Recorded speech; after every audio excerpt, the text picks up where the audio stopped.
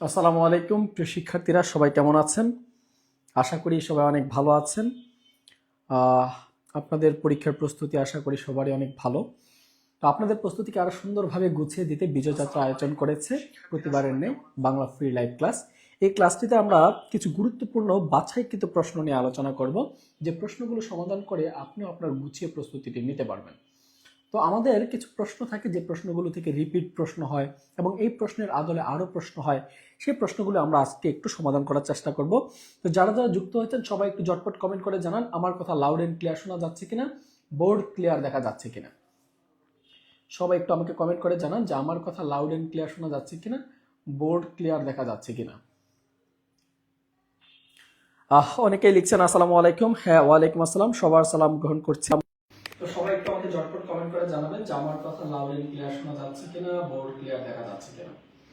কে কোথা থেকে আজকের ক্লাসে যুক্ত হয়েছেন সবাই একটু ঝটপট কমেন্ট করে জানান যে আজকের ক্লাসে কে কোথা থেকে যুক্ত হয়েছেন। সবাই একটু ঝটপট কমেন্ট করে জানান।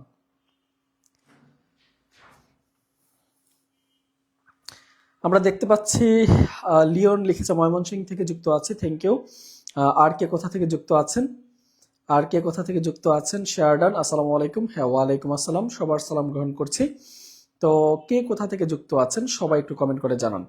লিখেছেন hi, hello, all clear, thank you.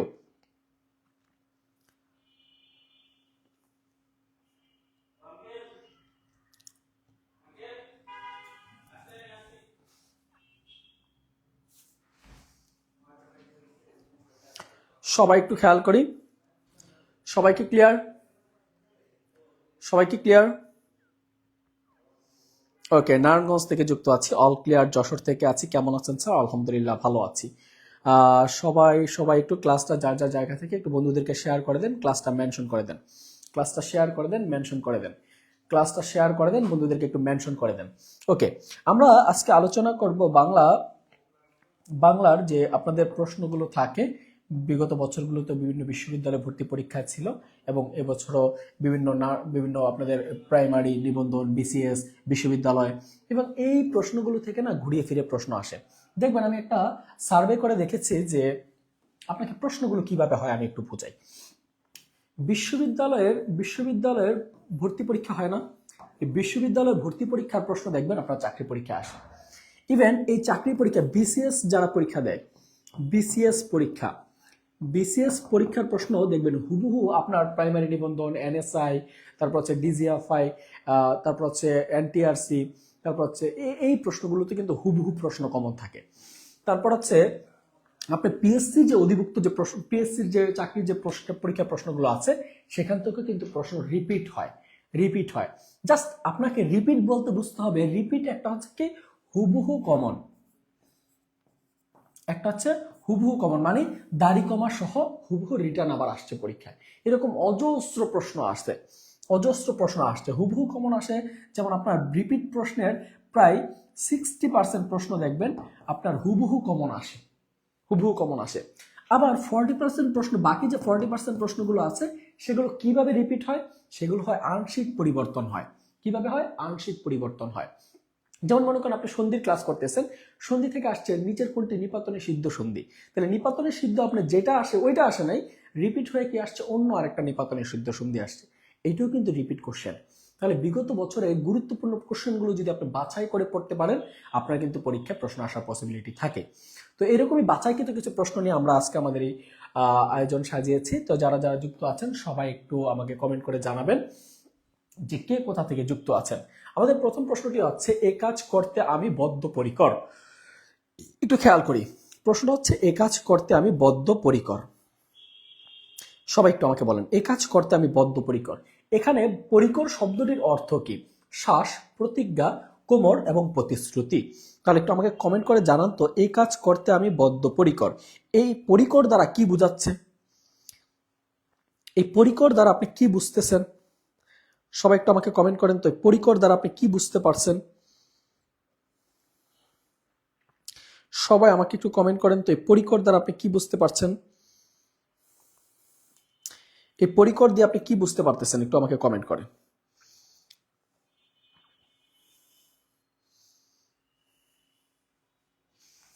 দেখেন আমাদের এই পরিকর শব্দের আমরা যদি সমার্থক শব্দগুলো দেখি, পরিকর শব্দের সমার্থক শব্দগুলো যদি আমরা একটু খেয়াল করি, পরিকর শব্দের সমার্থক শব্দগুলো যদি আমরা খেয়াল করি, পরিকর শব্দের সমার্থক শব্দ পরিকর, সবাই একটু লিখি পরিকর। এই পরিকর শব্দের সমার্থক শব্দগুলো কি? পরিকর শব্দের সমার্থক শব্দ হচ্ছে প্রতিজ্ঞাবদ্ধ,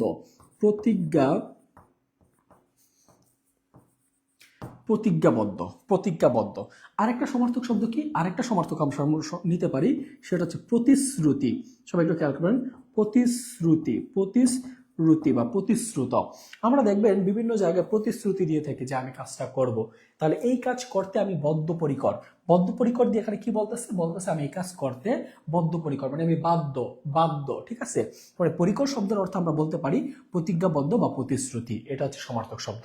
এখানে দেখেন তো, এখানে আছে শ্বাস হবে না, প্রতিজ্ঞা হতে পারে, সমস্যা নাই।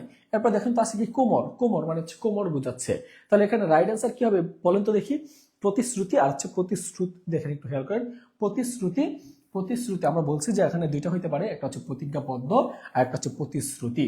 তাহলে একটু খেয়াল করেন তো, প্রতিজ্ঞাবদ্ধ শব্দটি দ্বারা কি বোঝাচ্ছে এখানে বলেন? রাইট অ্যান্সার কি নিবে? প্রতিজ্ঞাবদ্ধ, শুধু প্রতিজ্ঞা না, প্রতিজ্ঞা মানে হচ্ছে আমি শপথ করতেছি যে এটা, কিন্তু যদি হইতো এখানে প্রতিজ্ঞাবদ্ধ হইতো তাহলে এটা আমরা রাইট অ্যান্সার নিতাম, কিন্তু যেহেতু এখানে শুধু প্রতিজ্ঞা বলছে তার মানে এটা রাইট অ্যান্সার নয়। শ্বাস রাইট অ্যান্সার নয়, কোমর রাইট অ্যান্সার নয়, কিন্তু প্রতিশ্রুত মানে হচ্ছে আমি কথা দিলাম যে আমি কাজটা করব, আমি কথা দিলাম আমি কাজটা করব। তাহলে আমরা বলতে পারি পরিকর শব্দের সমার্থক শব্দ হচ্ছে আমাদের এখানে প্রতিশ্রুত। শব্দ কি? প্রতিশ্রুত। আপনি মনে রাখবেন যত প্রতিযোগিতামূলক পরীক্ষা আছে, নট অনলি প্রাইমারি পরীক্ষা, নট অনলি বিসিএস পরীক্ষা, বাংলাদেশের যত কম্পিটিটিভ এক্সামগুলো আছে সেখানে আপনি অনায়াসে দুইটা প্রশ্ন, যদি চারটা অপশন থাকে তার মধ্যে থেকে আপনি দুইটা প্রশ্ন আপনি অনায়াসে, যদি একটু পড়াশোনা করে থাকেন আপনি অনায়াসে দুইটা প্রশ্নের উত্তর বাদ দিয়ে দিতে পারবেন। আর বাকি আছে কয়টা? আর বাকি আছে দুইটা এমসিকিউ। আপনার এই দুইটা এমসিকিউ আপনাকে চিন্তা করাবে যে এইটা না ওইটা, রাইট অ্যান্সার কি হবে, তাহলে আপনাকে বাকি দুইটা প্রশ্ন আপনাকে চিন্তা করাবে। দেখেন এখানে দেখেন আমরা শ্বাস আর হচ্ছে কোমর অনায়াসে বাদ দিয়ে দিতে পারতেছি, কিন্তু আমাদের কনফিউশন লাগতেছে যে এইটা হবে না এটা হবে, এটা হবে না এটা হবে। দেখেন আমি প্রত্যেকটা প্রশ্ন আপনাকে বলতেছি, প্রতিযোগিতামূলক প্রশ্নের যত প্রশ্ন আছে আপনি সবগুলোতে দেখবেন যে আপনাকে দুইটা প্রশ্ন খুব বেশি ভাবায়, চিন্তা করায়। তাহলে আপনাকে খেয়াল রাখতে হবে যে প্রশ্নগুলো প্যাটার্নগুলো কিভাবে আসে, বিগত বছর প্রশ্নগুলো কিভাবে হচ্ছে, তাহলে আপনি আশা করি এখান থেকে একটা ভালো আউটপুট পাবেন। তো আমরা প্রথম প্রশ্নটা গেল, এখন দ্বিতীয় প্রশ্নে আসি। দ্বিতীয় প্রশ্নের রাইট অ্যান্সার কি হবে সবাই একটু কমেন্ট করেন। আচ্ছা, কাজী নজরুল ইসলামের কোন উপন্যাসটি কেন্দ্রীয় চরিত্র জাহাঙ্গীর? কাজী নজরুল ইসলামের কোন উপন্যাস, লিখেন একটু সবাই, কাজী নজরুল ইসলামের কোন উপন্যাসটি কেন্দ্রীয় চরিত্র জাহাঙ্গীর? একটু সবাই একটু দেখেন তো, কাজী নজরুল ইসলামের,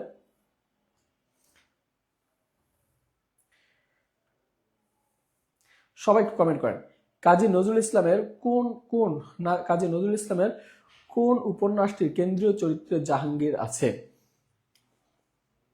কাজী নজরুল ইসলামের কোন উপন্যাসটি কেন্দ্রীয় চরিত্রে জাহাঙ্গীর আছে?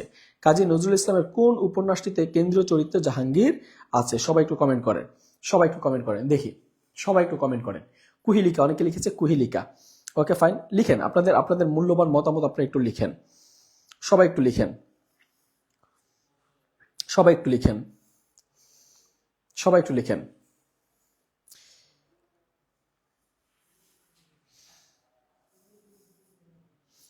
দেখেন আমরা যদি আসি প্রথম অপশনে, আমাদের আছে কি বাদনহারা। এই বাদনহারা উপন্যাসটিতে, আমরা জানি কাজী নজরুল ইসলামের এখানে উপন্যাস আছে কয়টা? উপন্যাস আছে তিনটা, কুহিলিকা, মৃত্যুক্ষুধা, বাদনহারা।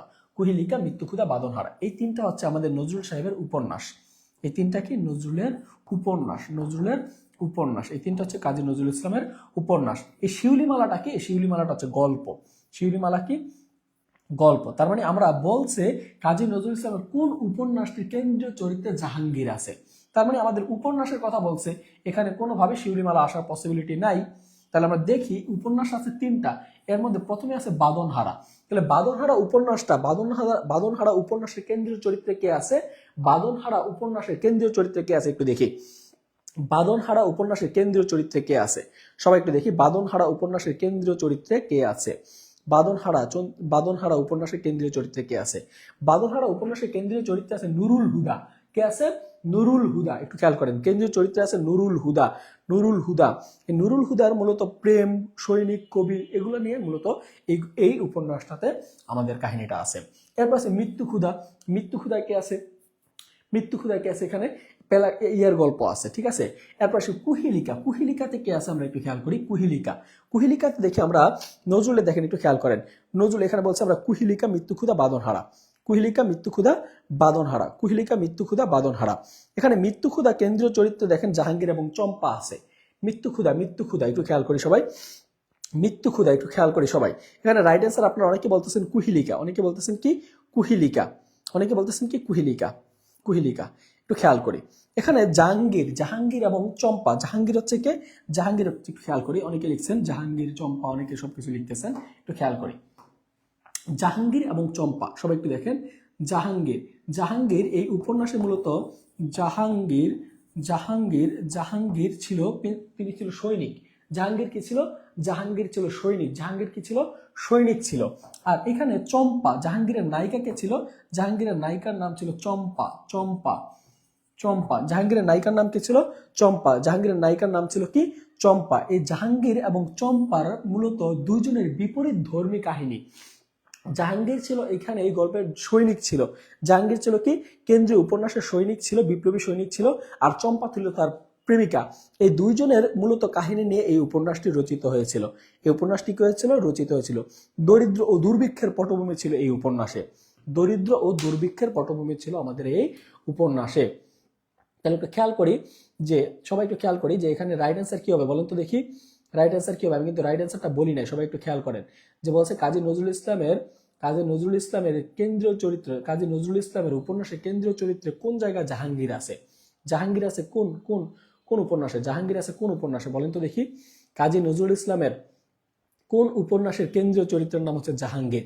আমি কাহিনী বলে দিলাম, আপনারা জাস্ট একটু দেখেন কাজী নজরুল ইসলামের কোন উপন্যাসের কেন্দ্রীয় চরিত্রে আছে জাহাঙ্গীর।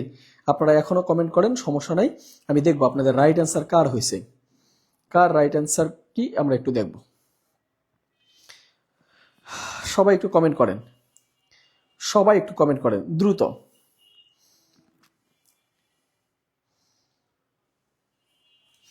সবাই একটু কমেন্ট করেন।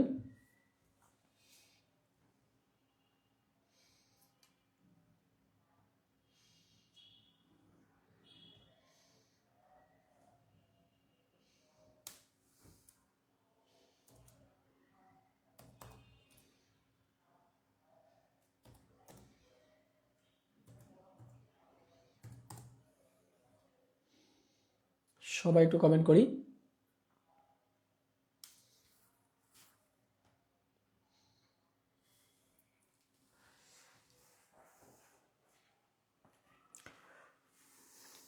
ওকে, ওকে, তাহলে সবাই কমেন্ট করলেন কি? সবাই কমেন্ট করলেন কুহিলিকা। সবাই কমেন্ট করছেন কি? কুহিলিকা। হ্যাঁ, গুড। তাহলে জাহাঙ্গীর, এই জাহাঙ্গীর ছিল বিপ্লবী পুরুষ, জাহাঙ্গীর ছিল বিপ্লবী পুরুষ বা রাজপুত্র। এই মূলত তাদের দুইজনের কাহিনী নিয়ে মূলত রচিত হয়েছে আমাদের এই কুহিলিকা, কুহিলিকা, কুহিলিকা উপন্যাসটি। তাহলে কুহিলিকা উপন্যাসে কে আছে? কুহিলিকা উপন্যাসের কেন্দ্রীয় চরিত্রে আছে জাহাঙ্গীর। কেন্দ্রীয় চরিত্রে কে আছে? জাহাঙ্গীর। অনেকে লিখছেন আবার মৃত্যু ক্ষুধা, সারছে কুহিলিকা, অনেকে লিখছেন আবার মৃত্যু ক্ষুধা। কুহিলিকা, আবার অনেকে লিখছেন মৃত্যু ক্ষুধা। কাজী নজরুল ইসলামের কুহিলিকা উপন্যাসের কেন্দ্রীয় চরিত্রে জাহাঙ্গীর আছে, ঠিক আছে। এই উপন্যাসটি মূলত, এই কুহিলিকা উপন্যাসটি মূলত 1913 সালে, একটু খেয়াল করে, আমি যদি ভুল না করি, 1931 সালে এই কাজী নজরুল ইসলামের উপন্যাসটি প্রকাশিত হয়।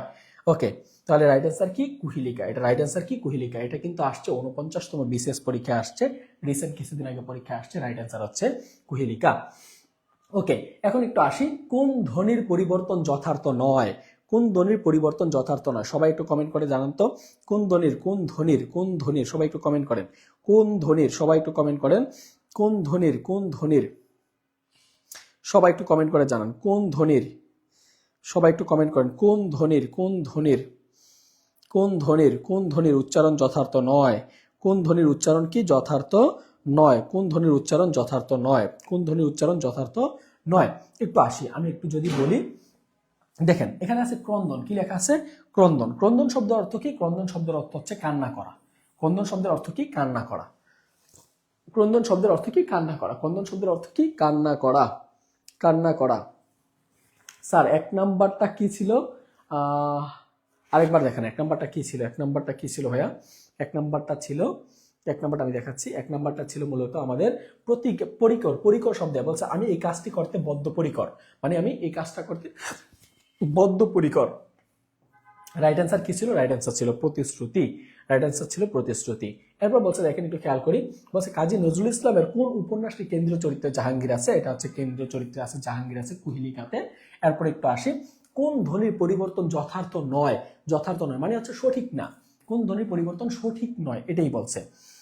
দেখেন আমরা বলি অঞ্চল। অঞ্চল শব্দের মানে হচ্ছে আচল। অঞ্চল শব্দের অর্থ কি? আচল। অঞ্চল শব্দের মানে কি? আচল। এরপর আছে দন্ত। দন্ত মানে কি? দন্ত মানে হচ্ছে দাঁত।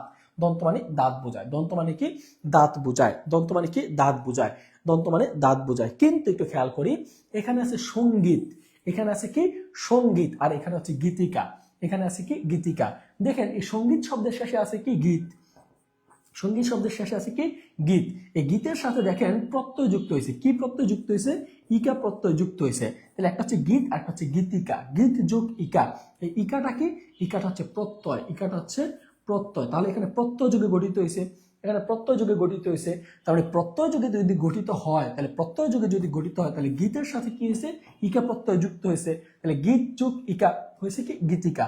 তার মানে এটা সঠিক নয়। এটা সঠিক নয়। এটা সঠিক নয়। তাহলে সঙ্গীত শব্দের এটা কি? সঙ্গীত শব্দ থেকে আসছে গীতিকা। এটা সঠিক নয়। এটা সঠিক নয়। তাহলে একটু খেয়াল করেন, এটা ধ্বনি পরিবর্তন নয়, এটা মূলত প্রকৃত প্রত্যয় থেকে আসছে। এটা ধ্বনির বদল বা শব্দের গঠন থেকে আসছে। এটা শব্দের গঠন থেকে আসছে। ধ্বনি ধ্বনি ধ্বনি আমরা জানি যে মূলত আমাদের শব্দ তৈরি হয়। এই শব্দ তৈরি হয় আমাদের 6 ভাবে। শব্দ তৈরি হয় কয় ভাবে? 6 ভাবে। আমাদের এই বাংলা ভাষায় যে শব্দগুলো তৈরি হয়, এগুলো তৈরি হয় 6 ভাবে। কয় ভাবে? 6 ভাবে। দেখেন প্রথমে আমি যদি বলি সন্ধির মাধ্যমে শব্দ তৈরি হয়। কিসের মাধ্যমে? সন্ধির মাধ্যমে শব্দ তৈরি হয়। 2 নম্বর আমি যদি বলি উপসর্গের মাধ্যমে, উপসর্গের মাধ্যমে শব্দ তৈরি হয়। 3 নম্বরে আমি যদি বলি তাহলে দেখবেন সমাসের মাধ্যমে শব্দ তৈরি হয়। যেমন সিংহযোগ, সিংহ চিহ্নিত আসন, সিংহাসন, নতুন একটা শব্দ তৈরি হলো। 4 নম্বরে যদি আমি বলি তাহলে একটু খেয়াল করবেন, 4 নম্বরে আমি যদি বলি তাহলে শব্দ তৈরি হয় প্রকৃতি প্রত্যয়ের মাধ্যমে। প্রকৃতি প্রত্যয়ের মাধ্যমে শব্দ তৈরি হয়। এবং আমি যদি 5 নম্বরে বলি তাহলে শব্দ তৈরি হয় দ্বিরুক্তি শব্দের মাধ্যমে। দ্বিরুক্ত শব্দের মাধ্যমে শব্দ তৈরি হয়। এবং 6 নম্বরে ফাইনালি শব্দ তৈরি হয় পদ পরিবর্তনের মাধ্যমে। পদ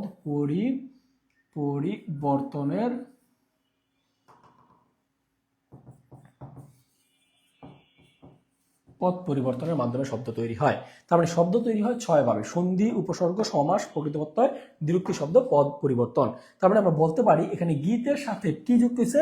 প্রত্যয় যুক্ত হয়েছে। কি যুক্ত হয়েছে? প্রত্যয় যুক্ত হয়েছে। তাহলে গীতের সাথে প্রত্যয় যুক্ত হয়ে কি হয়েছে? গীতিকা। গীতের সাথে প্রত্যয় যুক্ত হয়ে কি হয়েছে? গীতিকা। গীতিকা।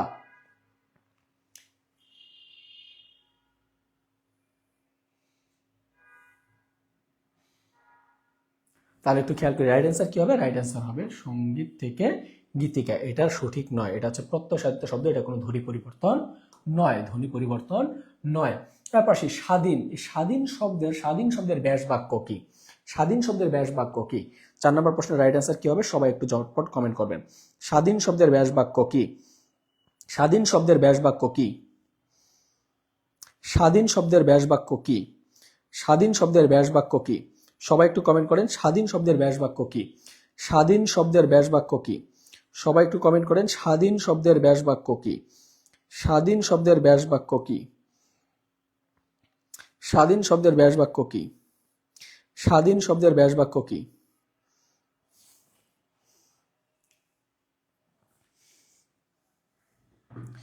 স্বাধীন শব্দের ব্যাস বাক্য কি?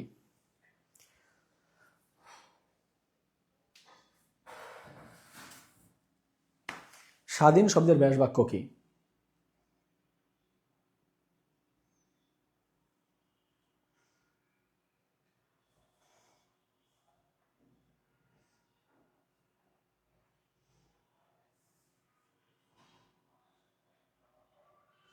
সবাই একটু বলেন স্বাধীন শব্দের ব্যাস বাক্য কি? সবাই একটু কমেন্ট করেন। স্বাধীন শব্দের ব্যাস বাক্য কি? স্বাধীন শব্দের ব্যাস বাক্য কি?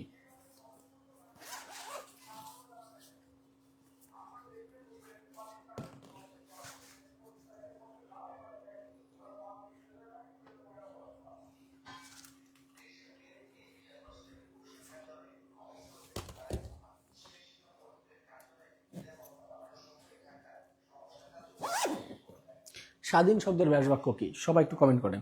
স্বাধীন শব্দের ব্যাস বাক্য কি? স্বাধীন শব্দের ব্যাস বাক্য কি? স্বাধীন শব্দের ব্যাস বাক্য কি?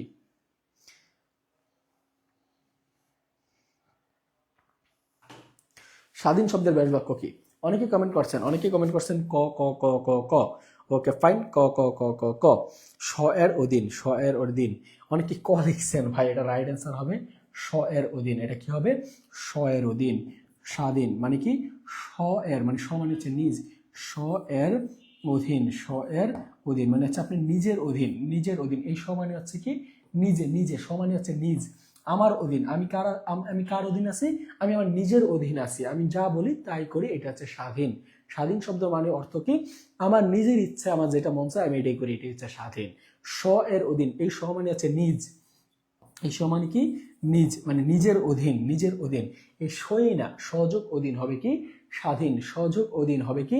স্বাধীন। সহযোগ অধীন হবে কি? স্বাধীন। তাহলে সহযোগ অধীন হবে কি? স এর অধীন হবে কি? স্বাধীন। স এর অধীন হবে কি? স্বাধীন। এরপর একটু আসি, এখানে লেখা আছে উৎপ্রেক্ষণ। উৎপ্রেক্ষণ শব্দে, উৎ শব্দ দেখেন, উৎপ্রেক্ষণ শব্দে উৎ উপসর্গটি কোন অর্থ ধারণ করে? দেখেন একটু খেয়াল করি সবাই, এখানে লেখা আছে উৎপ্রেক্ষণ। উৎপ্রেক্ষণ শব্দে, উৎপ্রেক্ষণ শব্দের উৎ উপসর্গটি কোন অর্থ ধারণ করে? কোন অর্থ ধারণ করে একটু দেখেন সবাই। এখানে রাইট অ্যান্সার কি হবে? জোর, ঊর্ধ্ব, আড়াল, আর একটা হচ্ছে গতি। উৎপ্রেক্ষণ শব্দের জোর, একটু দেখেন সবাই, আমি বলছি উৎপ্রেক্ষণ শব্দে উৎ উপসর্গটি কোন অর্থ ধারণ করেছে? অপশনে আছে জোর, জোর, ঊর্ধ্ব, আর আড়াল, গতি। জোর, ঊর্ধ্ব, আড়াল, গতি। রাইট অ্যান্সার কি হবে সবাই একটু বলেন।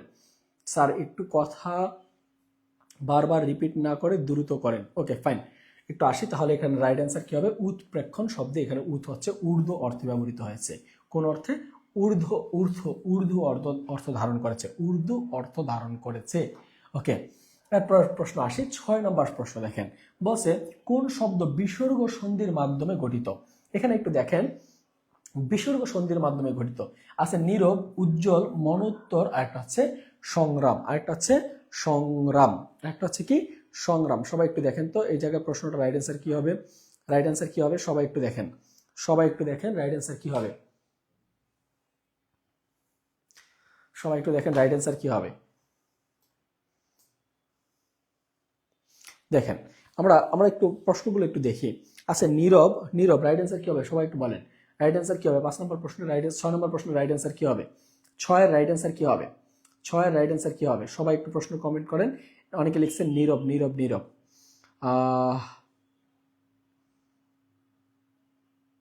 আচ্ছা ঠিক আছে, ওকে ফাইন, সবাই একটু আমরা দেখি। আছে এখানে কি কি অপশনগুলো আছে, যেমন আছে উজ্জ্বল। কি আছে? উজ্জ্বল। এই উজ্জ্বল শব্দটাকে যদি আমি একটু সন্ধি বিচ্ছেদ করি, দেখেন উজ্জ্বল শব্দটাকে ভাঙলে কি হয়?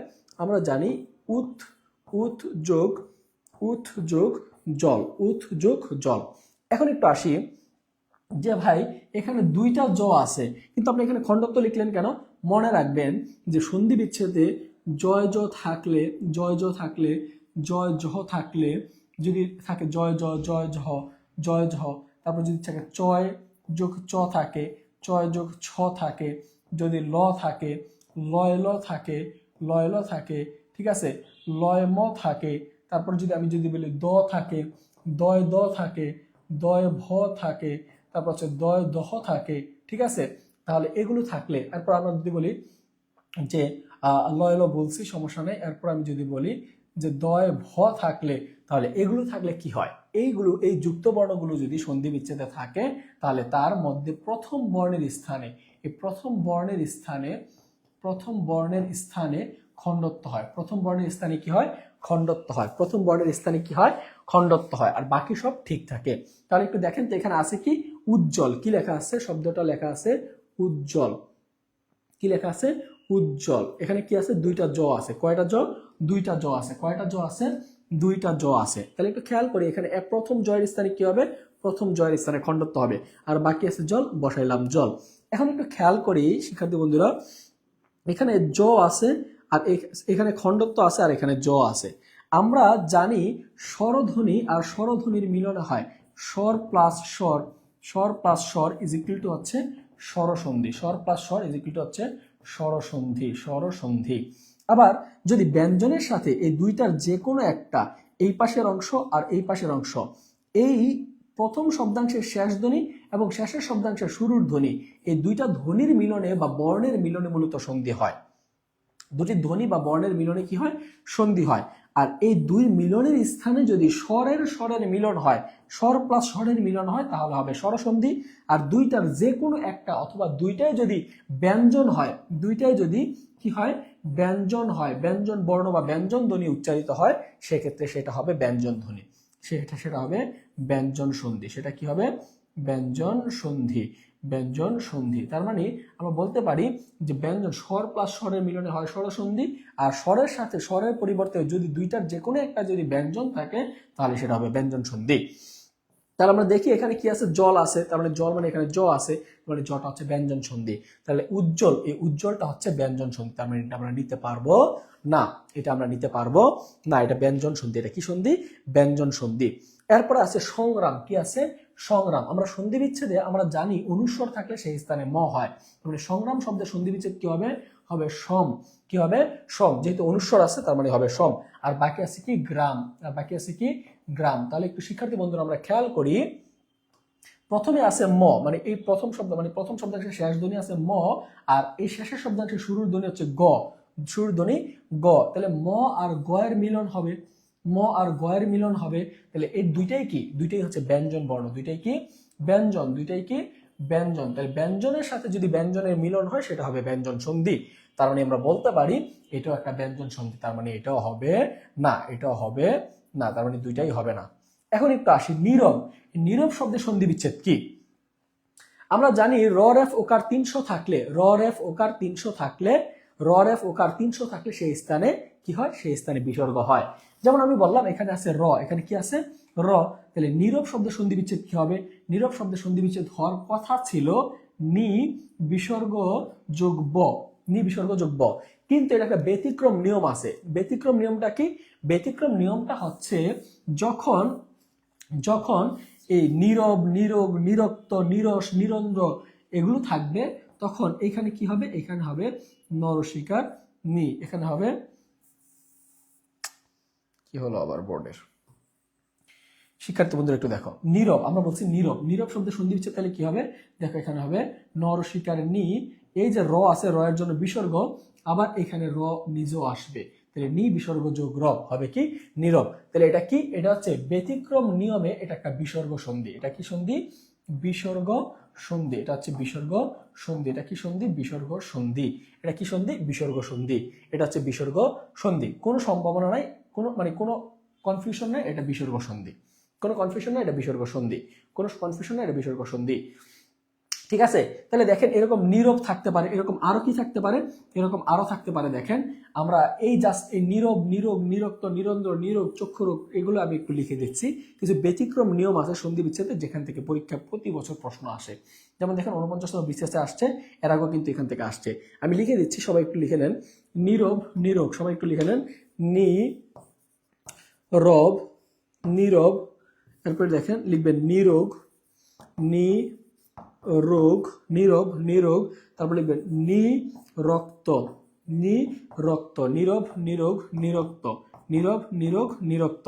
তারপর হচ্ছে নি রস, নি রস, তারপর লিখবেন নিরস, তারপর লিখবেন নিরন্দ্র, নিরন্দ্র, নিরন্দ্র। আরেকটা লিখবেন সেটা হচ্ছে চক্ষু রোগ, আরেকটা লিখবেন চক্ষু রোগ, চক্ষু রোগ। এগুলো হচ্ছে ব্যতিক্রম নিয়মের সন্ধি, ব্যতিক্রম নিয়মে বিসর্গ সন্ধি।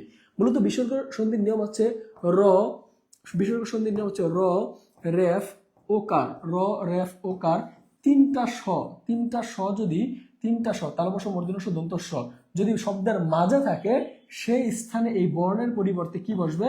বিসর্গ বসে, বিসর্গ বসে। বিসর্গ সন্ধির একটা নিয়ম মনে রাখবেন, র রেফ ওকার 300 যদি বর্ণ শব্দের মাঝখানে থাকে, সেই স্থানে কি হয়? বিসর্গ বসে, সেই স্থানে কি হয়? বিসর্গ বসে। যেমন আমি যদি বলি এখানে মনোকষ্ট, আমি বললাম কষ্ট, মনোকষ্ট, তাহলে মনোকষ্ট শব্দটা ভাঙলে কি হবে? দেখেন ম আছে, ন আছে, মন, এখানে ওকার আছে, এই ওকারের জন্য আমরা কি করব? বিসর্গ দিব, তাহলে মনোযোগ কষ্ট হবে কি? মনোকষ্ট। একইভাবে আমরা এইখানে কিন্তু বলতে পারি আছে মন উত্তীর্ণ, আছে কি মন উত্তীর্ণ। সবাই একটু খেয়াল করি শিক্ষার্থী বন্ধুরা, এখানে আছে মন উত্তীর্ণ, মন উত্তীর্ণ।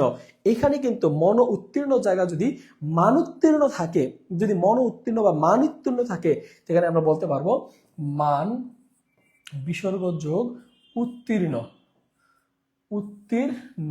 এটাও কিন্তু বিসর্গ সন্ধি, এটাও কিন্তু বিসর্গ সন্ধি।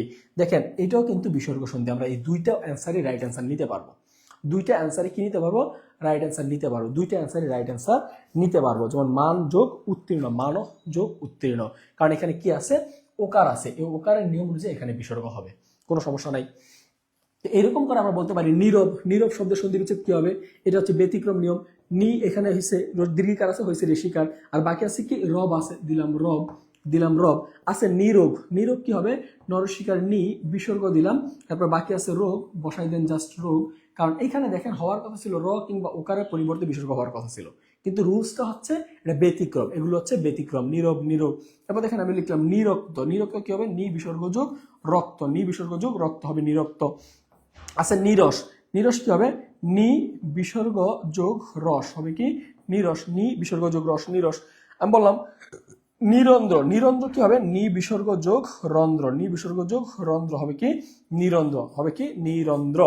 তারপর এরপর আসি চক্ষুরোগ, চক্ষুরোগের সন্ধি বিচ্ছেদ কি হবে, চক্ষু বিসর্গ যোগ রোগ, চক্ষু বিসর্গ যোগ রোগ হবে কি চক্ষুরোগ। তাহলে এগুলো হচ্ছে, এই শব্দগুলো হচ্ছে ব্যতিক্রম নিয়মে বিসর্গ সন্ধি, এগুলো হচ্ছে ব্যতিক্রম নিয়মে বিসর্গ সন্ধি। আমরা ক্লাসে দুইটা জিনিসই এখান থেকে রাইট অ্যান্সার নিতে পারবো, একটা হচ্ছে মন উত্তীর্ণ আর একটা হচ্ছে নীরব, এই দুইটাই হচ্ছে রাইট অ্যান্সার, এখানে দুইটাই রাইট অ্যান্সার। এখন পিএসসি কোনটা নিছে, পিএসসি এটা নিছে, সব জায়গায় আমরা রাইট অ্যান্সার দেখি নীরব, সব জায়গায় রাইট অ্যান্সার কি দেখি নীরব। তবে যদি আপনি বলেন এটা রাইট অ্যান্সার, এটাও ভুল নয়, এটাও রাইট অ্যান্সার, এটাও রাইট অ্যান্সার। ওকে,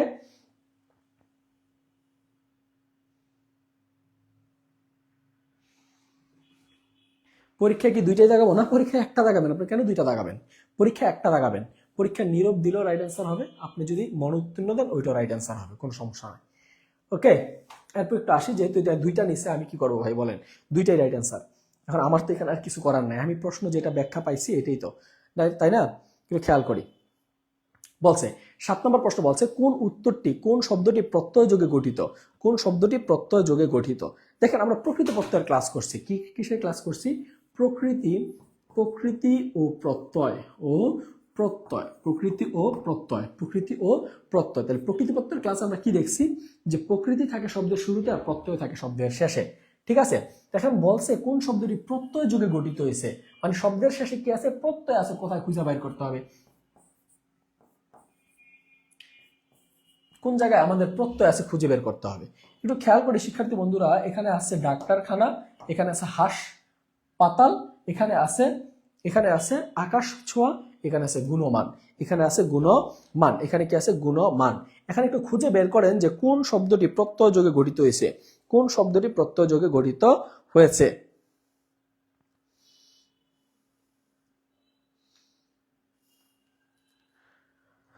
কোন শব্দটি প্রত্যয় যোগে গঠিত হয়েছে, কোন শব্দটি প্রত্যয় যোগে গঠিত হয়েছে। এখন একটু খেয়াল করি, প্রথমটা দিয়ে শুরু করি। আমরা ভাঙলাম ডাক্তারখানা, কি লিখলাম, ডাক্তারখানা, এখানে লিখলাম আমি ডাক্তার, ডাক্তার প্লাস খানা। একটু খেয়াল করি, খানা, এই খানাটা কি, খানাটা হচ্ছে প্রত্যয়, খানা এটা কোথায়, খানা হচ্ছে, একটু খেয়াল করেন ডাক্তারখানা, ডাক্তার হচ্ছে ক্রিয়া প্রকৃতি, সরি এখানে নাম প্রকৃতি, ডাক্তার কি নাম প্রকৃতি, নাম প্রকৃতি, নাম প্রকৃতি। আর নাম প্রকৃতির সাথে যে প্রত্যয়টা বসে সেটাকে বলা হয় তদ্ধিত প্রত্যয়, সেটাকে কি বলা, সরি সেটাকে বলা হয় তদ্ধিত প্রত্যয়, সেটাকে বলা হয় তদ্ধিত প্রত্যয়, তদ্ধিত প্রত্যয়, তদ্ধিত প্রত্যয়, তদ্ধিত প্রত্যয়। আর এই নাম প্রকৃতি আর তদ্ধিত প্রত্যয় মিলে যে পদটা হয়, যেমন হইল এখানে কি হয়েছে, এখানে হচ্ছে ডাক্তারখানা, এখানে কি হয়েছে, এখানে হচ্ছে ডাক্তারখানা, এই ডাক্তার যোগ খানা হয়েছে কি ডাক্তারখানা, ডাক্তার খানা, ডাক্তারখানা মানে হচ্ছে ডাক্তার যেখানে বসে, বসার স্থান, ঠিক আছে। এই যে আমরা পাইলাম ডাক্তার যোগ খানা হয়েছে, খেয়াল করি ডাক্তার যোগ খানা, এখানে পাইছি কি আমরা ডাক্তারখানা, ডাক্তারখানা। এই যে পদটা, এই পদটাকে কি বলা হয়, নাম প্রকৃতি আর তদ্ধিত প্রত্যয় দুইটা মিলে যে পদটা হয় সেটাকে বলা হয় তদ্ধিতান্ত পদ, কি বলা হয়? তদ্ধিতান্ত পদ। তদ্ধিতান্ত পদ, তদ্ধিতান্ত পদ।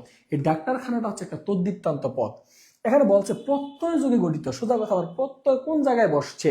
এখানে খানাটা হচ্ছে স্থানবাচক প্রত্যয়। এটা কি? স্থানবাচক প্রত্যয়। এখানে বোঝাচ্ছে ডাক্তারখানা, ডাক্তার যোগ খানা, ডাক্তারখানা। এই খানাটা কি বোঝাচ্ছে? স্থান বোঝাচ্ছে। তোমার ডাক্তার বসার স্থানকে বলা হয় ডাক্তারখানা। তার মানে রাইট অ্যান্সার হবে ডাক্তারখানা। রাইট অ্যান্সার কি হবে? ডাক্তারখানা। বাকিগুলো দেখার কোনো দরকার নাই। ওকে, এরপর একটু আসি। বলছে ধ্বনি ও বর্ণ পার্থক্য কোথায়? ধ্বনি ও বর্ণের পার্থক্য কোথায়? একটু খেয়াল করি শিক্ষার্থী বন্ধুরা, একটু খেয়াল করি ধ্বনি ও বর্ণের পার্থক্য কোথায়। মনে রাখবেন ধ্বনি হচ্ছে ধ্বনি শোনা। ধ্বনি কি করা যায়? ধ্বনি শোনা যায়, ধ্বনি শোনা যায়। বর্ণ কি হয়? বর্ণ দেখা যায়। বর্ণ কি যায়? দেখা যায়। বর্ণ দেখা যায়, বর্ণ দেখা যায়, ধ্বনি শোনা যায়, ধ্বনি শোনা যায়, ধ্বনি শোনা যায়, বর্ণ দেখা যায়, ধ্বনি শোনা যায়, বর্ণ দেখা যায়, ধ্বনি শোনা যায়, বর্ণ, খেয়াল করি, ধ্বনি শোনা যায়, বর্ণ দেখা যায়, ধ্বনি শোনা যায়, বর্ণ দেখা যায়। তাহলে দেখেন একটু খেয়াল করি, আমরা ধ্বনি হচ্ছে উচ্চারণের সাথে সম্পৃক্ত, আর বর্ণ হচ্ছে দৃষ্টি দেখার সাথে সম্পৃক্ত। তাহলে ধ্বনি আর বর্ণ এই দুইটা জিনিস কি? আমাদের ইন্দ্রিয়, আমরা বুঝি, চোখ দিয়ে দেখি, কান দিয়ে শুনি, চোখ দিয়ে দেখি, কান দিয়ে শুনি। তাহলে বর্ণ কি? বর্ণ হচ্ছে লিখিত রূপ। বর্ণ কি? লিখিত রূপ, তার মানে এটা দেখা যায়, লিখিত রূপ। আর ধ্বনি কি? ধ্বনি হচ্ছে উচ্চারিত রূপ। উচ্চারিত রূপ, উচ্চারিত রূপ। তাহলে আমরা বলতেই পারি যে ধ্বনির একটু খেয়াল করেন, ধ্বনির লিখিত রূপকে কি বলে?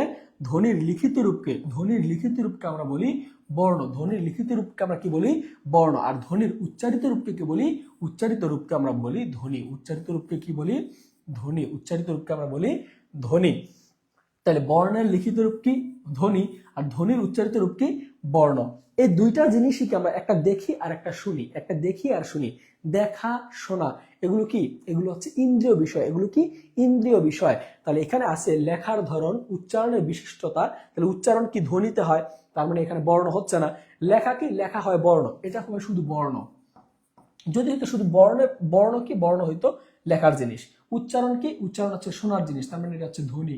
এটা হচ্ছে ধ্বনি, এটা হচ্ছে ধ্বনি। হচ্ছে সংখ্যাগত পরিমাণ দিয়ে এখানে কোনো কিছু বুঝাই না। তারপর হচ্ছে ইন্দ্রিয় গ্রাহ্য, তার মানে রাইট অ্যান্সার হবে ইন্দ্রিয় গ্রাহ্য। রাইট অ্যান্সার কি হবে? ইন্দ্রিয় গ্রাহ্য। তার মানে হচ্ছে ইন্দ্রিয়, আমরা ইন্দ্রিয় শ্রবণ আর হচ্ছে দর্শন, দুইটা দিয়ে আমরা কি বুঝি? এগুলো ইন্দ্রিয় জিনিস বুঝায়। এগুলো কি বুঝায়? ইন্দ্রিয় বিষয় বুঝায়, ইন্দ্রিয় বিষয় বুঝায়। তাহলে এগুলো কি হবে? এগুলো হবে আমাদের ইন্দ্রিয় গ্রাহ্য। ওকে, তাহলে এর পরের প্রশ্নে চলে যাই আমরা। পরের প্রশ্নটি বলছে কোন ধ্বনি দ্বিস্বর ধ্বনি? কোন ধ্বনি কি? দ্বিস্বর ধ্বনি। কোন ধ্বনি কি? দ্বিস্বর ধ্বনি। দ্বিস্বর ধ্বনি, দ্বিস্বর ধ্বনি, দ্বিস্বর ধ্বনি। একটু খেয়াল করি কোনটি দ্বিস্বর ধ্বনি, কোনটি দ্বিস্বর ধ্বনি। ওকে, ফাইন। 38তম বিসিএস এর প্রশ্নটা আসছে, 48তম বিসিএস এ আছে তিসি। কি আছে? তিসি। আমি যদি তিসি শব্দটাকে ভাঙি তাহলে পাই তরসিকার তি, পাই কি? স্বরসিকার সি, তিসি। তাহলে দেখেন তো, একটু খেয়াল করি, তিসি, তিসি দুটি কি? ব্যঞ্জন ধ্বনি আসতেছে।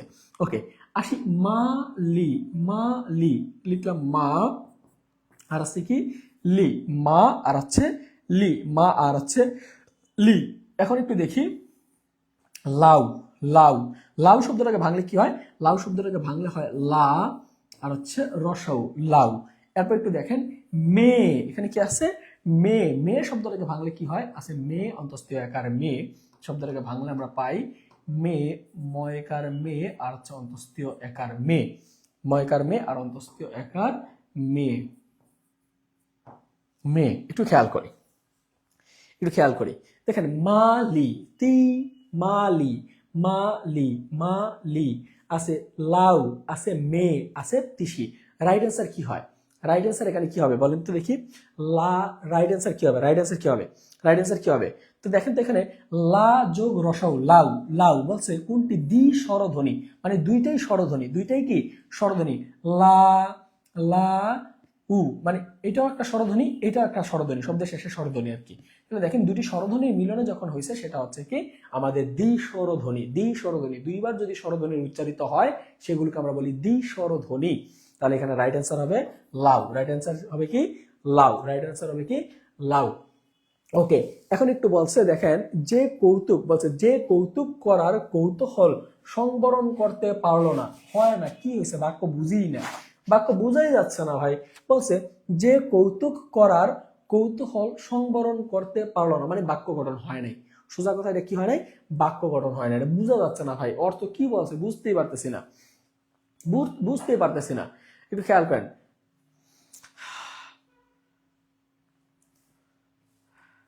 বুঝতেই পারতেছি না এটা কি বলছে, এটা কি বলছে, এটা হইলো কিছু হয় নাই, মানে এটা কি? এটা অর্থ অনুযায়ী শব্দের প্রয়োগ হচ্ছে না। আমার মনে হচ্ছে না এটা বোঝা যাচ্ছে। কিছু বুঝেন আপনি? দেখেন তো, একটু দেখেন তো বোঝা যাচ্ছে কিনা, কিছু বুঝতেছেন কিনা। আমি তো বুঝতে পারতেছি না, দেখেন তো আপনি বুঝতে পারেন কিনা। এটা কি বোঝা যায়? কিছু বুঝতেছেন? দেখেন তো একটু, বুঝেন কিনা। দেখেন তো একটু, এটা রাইট অ্যান্সার কি হবে? রাইট অ্যান্সার কি হবে? তাহলে 10 নম্বর প্রশ্নের রাইট অ্যান্সার কি হবে বলেন তো দেখি। 10 নম্বর প্রশ্নের রাইট অ্যান্সার কি হবে? সবাই একটু কমেন্ট করেন, 10 নম্বর প্রশ্নের রাইট অ্যান্সার কি হবে? 10 নম্বর প্রশ্নের রাইট অ্যান্সার কি হবে? 10 নম্বর প্রশ্নের রাইট অ্যান্সার কি হবে? বাক্যের পদবিন্যাস যথার্থ নয়। না, বাক্যের অর্থ অনুসারে শব্দের প্রয়োগগুলো হয় নাই, মানে অর্থ যেটা হওয়ার কথা ছিল অর্থ অনুসারে শব্দের প্রয়োগ হয় নাই। অর্থ অনুসারে কি হয় নাই? শব্দের প্রয়োগ হয় নাই। অর্থ অনুসারে শব্দের প্রয়োগ হয় নাই। এটা রাইট অ্যান্সার হবে অপশন গ। যারা খ বলছেন তাদের উত্তর ভুল, ভুল, ভুল, ভুল, হয় নাই। এগুলা কি? কৌতুক। দেখেন একটু খেয়াল করেন, সে কৌতুক করার কৌতূহল সংবরণ করতে পারলো না। সংবরণ একটু খেয়াল করেন, অর্থ অনুসারে শব্দের প্রয়োগগুলো ঠিকমতো হয় নাই। অর্থ অনুসারে শব্দের প্রয়োগ ঠিকমতো হয় নাই। তাহলে শব্দ প্রয়োগ করতে হবে কিভাবে? আপনি বলতে পারেন যে বাক্যের পদবিন্যাস যথার্থ নয়, মানে বাক্যে আকাঙ্ক্ষার অভাব আছে। ঠিক আছে, আপনি বলতে পারতেছেন বাক্যে আকাঙ্ক্ষার অভাব আছে, কিন্তু না ভাই, এটা যোগ্যতার অভাব। বাক্যের পদগুলো সুবিন্যস্তভাবে সাজানো নাই, এটা আপনি বলতে পারেন এটা আকাঙ্ক্ষা। ঠিক আছে, সমস্যা নাই। যে বাক্যের একটা পদ যদি একটা জায়গায় আরেকটা হয়, একটা জায়গায় যদি আরেকটা হয়, যেমন আমি বললাম যে ক্লাস করে আমি ক্লাস শেষে ভাত খাবো, বা ভাত খেয়ে ক্লাসে যাব, খাবার খেয়ে ক্লাসে যাব।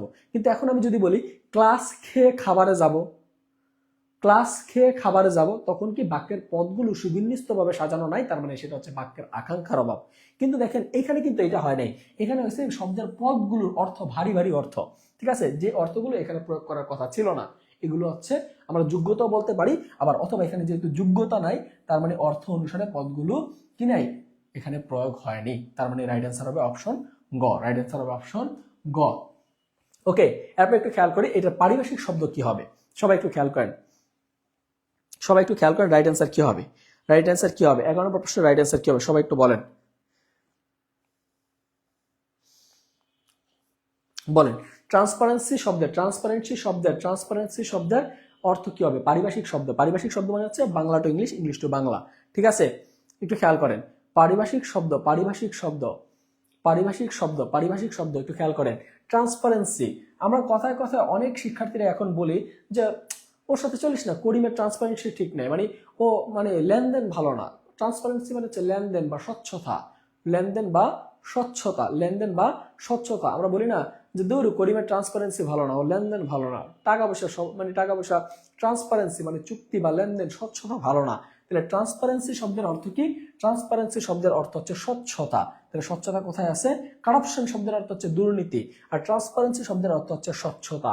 তাহলে ট্রান্সপারেন্সি শব্দের অর্থ কি? স্বচ্ছতা বা লেনদেন যদি হইতো, এখানে হইতো লেনদেন। দেখেন আফতাব শব্দের সমার্থক শব্দ কোনটি? একটু বলেন তো, আফতাব শব্দের সমার্থক শব্দ কোনটি? আফতাব শব্দের সমার্থক শব্দ কোনটি? আফতাব শব্দের সমার্থক শব্দ কোনটি? আফতাব শব্দের সমার্থক শব্দ কোনটি? আফতাব শব্দের সমার্থক শব্দ কোনটি? দেখেন এই আফতাব শব্দটা মূলত হচ্ছে একটি ফার্সি শব্দ। কি শব্দ? ফার্সি শব্দ, ফার্সি শব্দ। একটু খেয়াল করি, আফতাব মূলত হচ্ছে একটি ফার্সি শব্দ, ফার্সি। আফতাব কি শব্দ? আফতাব হচ্ছে মূলত একটি ফার্সি শব্দ। কি শব্দ? ফার্সি শব্দ। আফতাব শব্দটি কি শব্দ? আফতাব হচ্ছে একটি ফার্সি শব্দ। কি শব্দ? ফার্সি শব্দ। এই আফতাব শব্দটা একটু খেয়াল করে, আফতাব হচ্ছে ফার্সি শব্দ। এই আফতাব শব্দটা হচ্ছে একটা ফার্সি শব্দ। তাহলে আফতাব শব্দের সমার্থক শব্দ কি? আফতাব শব্দের সমার্থক শব্দ কি? দেখেন এই আফতাব শব্দের সমার্থক শব্দগুলো কি কি একটু খেয়াল করি। আফতাব শব্দের সমার্থক শব্দ হচ্ছে সূর্য। আফতাব শব্দের সমার্থক শব্দ কি? সূর্য, সূর্য, সূর্য। আফতাব শব্দের আরেকটা সমার্থক শব্দ হচ্ছে রবি। রবি আমরা জানি রবি মানে হচ্ছে সূর্য। রবি আফতাব শব্দের সমার্থক শব্দ কি? রবি। রবির আরেকটা সমার্থক শব্দ হচ্ছে আদিত্য। রবির আরেকটা সমার্থক শব্দ কি? আদিত্য। আদিত্য। রবির আরেকটা সমার্থক শব্দ হচ্ছে আদিত্য। রবির আরেকটা শব্দ আছে, আরেকটা সমার্থক শব্দ হচ্ছে বানু। বানু আরেকটা সমার্থক শব্দ কি? বানু। বানু সমার্থক শব্দ কি? বানু। রবির আরেকটা সমার্থক শব্দ আছে, সেই সমার্থক শব্দটা হচ্ছে দিবাকর। দিবাকর। দিবাকর মানেও কি? সূর্য। দিবাকর মানে কি? সূর্য। তাহলে আফতাবের আরেকটা সমার্থক শব্দ কি? আফতাবের আরেকটা সমার্থক শব্দ হচ্ছে অর্ক, মানে সূর্যের আরেকটা সমার্থক শব্দের নাম হচ্ছে অর্ক। তার মানে এখানে দেখেন সূর্য, রবি, আদিত্য, ভানু, দিবাকর, অর্ক এগুলো কি? এগুলো হচ্ছে সূর্যের সমার্থক শব্দ। সূর্যের সূর্যের সমার্থক শব্দ।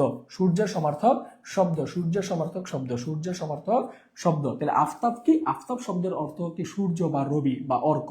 ঠিক আছে? তাহলে এখানে দেখেন তো রাইট অ্যান্সার কোনটা আছে? রাইট অ্যান্সার কোনটা আছে একটু খেয়াল করি। রাইট অ্যান্সার কোনটা আছে? ফার্সি। একজন লিখছেন ফার্সি। ফার্সি শব্দের বানান সবসময় রসিকার হবে। ফার্সি শব্দের বানান, ফার্সি শব্দের বানান যারা এইভাবে লিখেন আপনাদের বানানটা ভুল। মনে রাখবেন দেশ, মনে রাখবেন দেশ, জাতি, দেশ, জাতি ও ভাষার নামের ক্ষেত্রে, দেশ, জাতি ও ভাষার নামের ক্ষেত্রে এই তিনটার ক্ষেত্রে রস্বীকার হয়, দীর্ঘিকার হয় না। দীর্ঘিকার হয় না, এটা ভুল। দীর্ঘিকার এটা ভুল। দেশ, জাতি ও ভাষার ক্ষেত্রে সবসময় রস্বীকার হয়। তাহলে দেখেন ফার্সি, ফার্সি একটা ভাষার নাম। ফার্সি কি? একটা ভাষার নাম। তাহলে ফার্সি শব্দের বানানে রস্বীকার হবে। ফার্সি শব্দের বানানে কি হবে? রস্বীকার হবে। আমরা বলি ছেলেটা বিদেশি, তাহলে বিদেশি কি হবে? বি বি দেশি। বিদেশি কি হবে? বিদেশি বানানো রস্বীকার হবে, কারণ একটা দেশ বোঝাচ্ছে, জাতি বোঝাচ্ছে। তাহলে এগুলো কি হবে? এগুলো রস্বীকার দিয়ে হবে। দেশ, জাতি, ভাষার নামের ক্ষেত্রে রস্বীকার হবে। জাস্ট একটা জিনিস মাথায় রাখবেন, যদি এই শব্দগুলোর শেষে ইয় প্রত্যয় যুক্ত হয়, ইয় প্রত্যয় যুক্ত হয়, ইয় প্রত্যয়, ইয় প্রত্যয়, প্রত্যয় যুক্ত হয়, প্রত্যয়, ইয় প্রত্যয় যুক্ত হয়, ইয় প্রত্যয় যুক্ত হয়, সেক্ষেত্রে দীর্ঘিকার আপনি দিতে পারবেন। যেমন আমি বলি মনে করেন দেশি।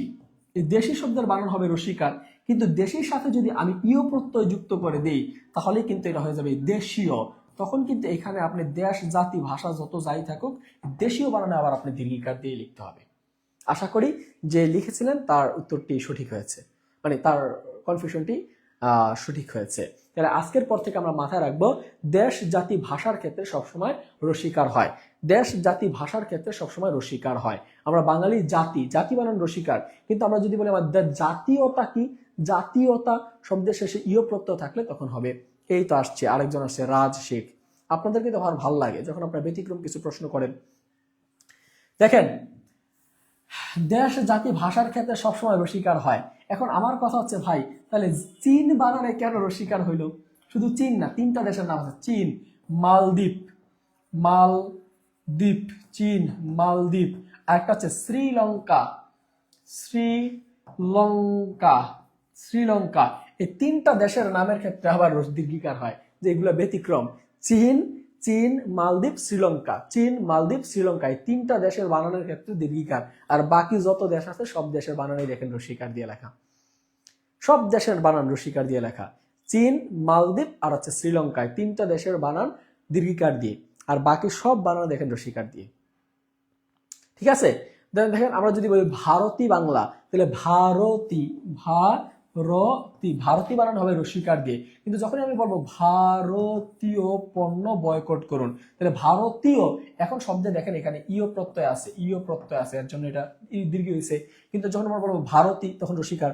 আমি যদি বলি বাংলাদেশি পণ্য কিনে হন ধন্য, বাংলাদেশি, এখানে বাংলাদেশি বানানে রসিকার হবে। কিন্তু যখনই দেখবেন আমরা যদি বলি দেশীয় পণ্য, আমি যদি বলি দেশীয় পণ্য কিনে হন ধন্য, তখন দেশীয় শব্দের শেষে ইয় প্রত্যয় আছে। এই যে ইয় প্রত্যয় আছে, ইয় প্রত্যয় থাকার কারণে কিন্তু এখানে দীর্ঘিকার হয়েছে। তাহলে আমার জাস্ট নিয়মটা মনে রাখবেন, দেশ, জাতি, ভাষার ক্ষেত্রে সবসময় রসিকার। জাস্ট এই শ্রীলঙ্কা, মালদ্বীপ, চীন এই তিনটা দেশ ছাড়া দেশ, জাতি, ভাষার ক্ষেত্রে সবসময় হবে রসিকার। কিন্তু শব্দের শেষে যদি ইয় প্রত্যয় থাকে সেক্ষেত্রে হবে দীর্ঘিকার। কি পড়তে চলে আসছি দেখেন, লিখবেন অর্ক, অর্ক, এখানে রাইট অ্যান্সার অর্ক, বাকি সব বাদ দেন, কিচ্ছা কাহিনী। দেখেন আফতাব শব্দের অর্থ কি পড়াচ্ছিলাম? আফতাব শব্দের সমার্থক শব্দ হচ্ছে অর্ক, সূর্য। ঠিক আছে? ওকে, ইতালি, ফিলিপাইন, সমস্যা নাই, হবে, সমস্যা নাই। ওকে, এখন একটু আমরা আসি আর পরের প্রশ্নে আসি। বলছে অনু অনু দেখেন একটু খেয়াল করেন, অনুভূতিজাত দ্বিরুক্তি শব্দ কোনটি? অনুভূতি, অনুভূতি বুঝায়, মানে অনুভূতি বুঝায় এমন সব দ্বিরুক্তি শব্দ কোনটা? একটু খেয়াল করেন। অনুভূতি বুঝায়, অনুভূতি বুঝায়, অনুভূতি বুঝায়। অনুভূতি মানে কি? চিন্তা দিচ্ছে রে, এটা কি একটা অনুভূতি। ঠান্ডা লাগে, এটা একটা অনুভূতি। ঠিক আছে, মা আল্লাহ গা ছমছম করছে, গা ছমছম করছে, তাহলে গা ছমছম করতেছে, এটা একটা অনুভূতি। ঝমঝম কি? ঝমঝম করে পানি পড়ে, আমার তো শরীরে কোনো অনুভূতি হয় না। টিকটিক করে, ঘড়ি টিকটিক করে, তাহলে ঘড়ির অনুভূতি হয়, আমার তো কোনো অনুভূতি হয় না। বলছে ঠিক ঠিক ঠিক কথা বলছো, ঠিক ঠিক ঠিক ঠিক, তোমার কথাই ঠিক। তার মানে ঠিক ঠিক এটা কথা বলতেছে, কিন্তু বলছে অনুভূতি বুঝায়। কি বুঝায়? আমাদের শরীরের অনুভূতি বুঝায়। ঠান্ডা লাগে, কনকনে ঠান্ডা, কনকন হইলে হইতো। ঠিক আছে, আমরা বলি হি আল্লাহ গা ছমছম করছে, গা ছমছম করছে, গা কি করতেছে? গা, শরীর ছমছম করছে। তাহলে এটা কি? শারীরিক একটা অনুভূতি, শরীরের একটা অনুভূতি। বলছে অনুভূতি বুঝায় কোথায়? অনুভূতি বুঝায় ছমছম দিয়ে। অনুভূতি দিয়ে কি? ছমছম বুঝায়। কি? ভুতুরে পরিবেশ, আল্লাহ কি ভুতুরে পরিবেশ, গা ছমছম করছে। তাহলে ভুতুরে পরিবেশ, গা ছমছম করছে, এটা কি? এটা অনুভূতি বুঝায়। এটা কি বুঝায়? এটা অনুভূতি বুঝায়। এটা কি বুঝায়? অনুভূতি বুঝায়। Okay fine. ওকে, এরপরের প্রশ্নে আসি। বলছে কোন বানানটি প্রমিত? কোন বানানটি প্রমিত? এটা আপনারা বলবেন, আমি বলবো না। বলেন কোন বানানটি প্রমিত? কোন বানানটি প্রমিত? কোন বানানটি প্রমিত? এটা একদম এতবার পরীক্ষা প্রশ্নটা আসছে, এতবার পরীক্ষা প্রশ্নটা আসছে, একটু বলেন কোন বানানটি প্রমিত? পশ্চাৎ ভূমি, এখানে কি হবে? এটা ফন্টটা ভাঙা গেছে, এখানে এখানে পশ্চাৎ ভূমি, এখানে একটু খেয়াল রাখবেন। পশ্চাৎ ভূমি, পশ্চাৎ ভূমি, এখানে হসন্তটা থাকবে না, পশ্চাৎ ভূমি রাইট অ্যান্সার হবে। এটা রাইট অ্যান্সার হবে পশ্চাৎ ভূমি। ভূমি বানানের রসিকার হয়। ঠিক আছে, ওকে। এরপর খেয়াল করি, ছড়ার ছন্দ কি? ছড়া, ছড়ার ছন্দ কি বলেন? খরার ছন্দ কি? আমরা ছন্দ পড়ি, ছন্দ হচ্ছে 3 প্রকার। ছন্দ কয় প্রকার? 3 প্রকার আমরা পড়ি। কবিতার ছন্দ আমরা 3 প্রকার পড়ি, স্বরবৃত্ত ছন্দ, মাত্রাবৃত্ত ছন্দ, গদ্য ছন্দ, অক্ষরবৃত্ত ছন্দ, এগুলো আমরা পড়ি। ঠিক আছে, এখন একটু খেয়াল করি, আমরা যে ছড়া পড়ি, বাংলা যে ছড়া পড়ি, ঠাকুমার ঝুলি খুলবে, মজার গল্প বলবে, তাহলে ঠাকুমার ঝুলি কি একটা ছড়া? ঠাকুমার ঝুলি কি ছড়া? বসন্ত রঞ্জন না, আমার মনে পড়তেছে না, ঠাকুমার ঝুলি লিখছিল, মনে পড়তেছে না, একটু খেয়াল করেন। ছড়া, ছড়া, ছড়া ছন্দের কি? ছড়া ছন্দ কি? ছড়া ছন্দ কি? ছড়া ছন্দ কি? ছড়া কোন ছন্দে লিখে বলেন তো? ছড়া কি কঠিন ভাবে লিখে? ছড়া কি কঠিন ভাবে লিখে বলেন তো দেখি? ছড়া কি কঠিন ভাবে লিখে? ছড়া কি কঠিন ভাবে লিখে? অক্ষরবৃত্ত ছন্দে লিখবে না, পড়তে কষ্ট হয় যেন, এরকম এরকম এরকম না, এরকম না। ছড়া হয় সহজ ভাষায়, সহজ ভাষায়। ছড়া হয় স্বরবৃত্ত ছন্দে রচিত। ছড়া কোন ছন্দে রচিত হয়? বাংলা ছড়া, ছড়া হয় স্বরবৃত্ত ছন্দে রচিত, স্বরবৃত্ত ছন্দে রচিত। মাত্রাবৃত্ত মাত্রাবৃত্ত, অক্ষরবৃত্ত, এগুলো তো কঠিন কঠিন লাগে, তাই না? বাচ্চারা পড়বে ছড়া, ছড়া বাচ্চারা যদি পড়ে, বাচ্চাদের ছড়া কি কখনো স্বরবৃত্ত মানে মাত্রাবৃত্ত বা অক্ষরবৃত্ত হতে পারে? পারে না। এটা কি হবে? এটা সবসময় হবে স্বরবৃত্ত। ছড়া হবে স্বরবৃত্ত। ছড়ার ছন্দ কি? স্বরবৃত্ত ছন্দ, স্বরবৃত্ত ছন্দ। এরপরে আসি ইউসুফ জুলেখা, ইউসুফ জুলেখা, ইউসুফ জুলেখা, ইউসুফ জুলেখা, একটু খেয়াল করেন। ইউসুফ জুলেখা, ইউসুফ জুলেখা, ইউসুফ জুলেখা, এটা কবি শাহ মোহাম্মদ সগীর কোথায় জন্মগ্রহণ করেন? ইউসুফ জুলেখার কবি শাহ মোহাম্মদ সগীর কোথায় জন্মগ্রহণ করেন? ইউসুফ জুলেখার কবি শাহ মোহাম্মদ সগীর কোথায় জন্মগ্রহণ করেন? ইউসুফ জুলেখার লেখক শাহ মোহাম্মদ সগীর কোথায় জন্মগ্রহণ করেন? সবাই একটু লেখেন, ইউসুফ জুলেখার কবি শাহ মোহাম্মদ সগীর কোথায় জন্মগ্রহণ করেন? ইউসুফ জুলেখার কবি শাহ মোহাম্মদ সগীর কোথায় জন্মগ্রহণ করেন? শাহ মোহাম্মদ সগীর কে? এটা আমাকে আগে জানতে হবে। শাহ মোহাম্মদ সগীর কে? এই শাহ মোহাম্মদ সগীর হচ্ছে ইউসুফ জুলেখার কবি শাহ মোহাম্মদ সগীর সাহেব। তিনি হচ্ছেন মধ্যযুগের, বাংলা সাহিত্যে মধ্যযুগের, আমরা জানি বাংলা সাহিত্যের যুগ কয়টা?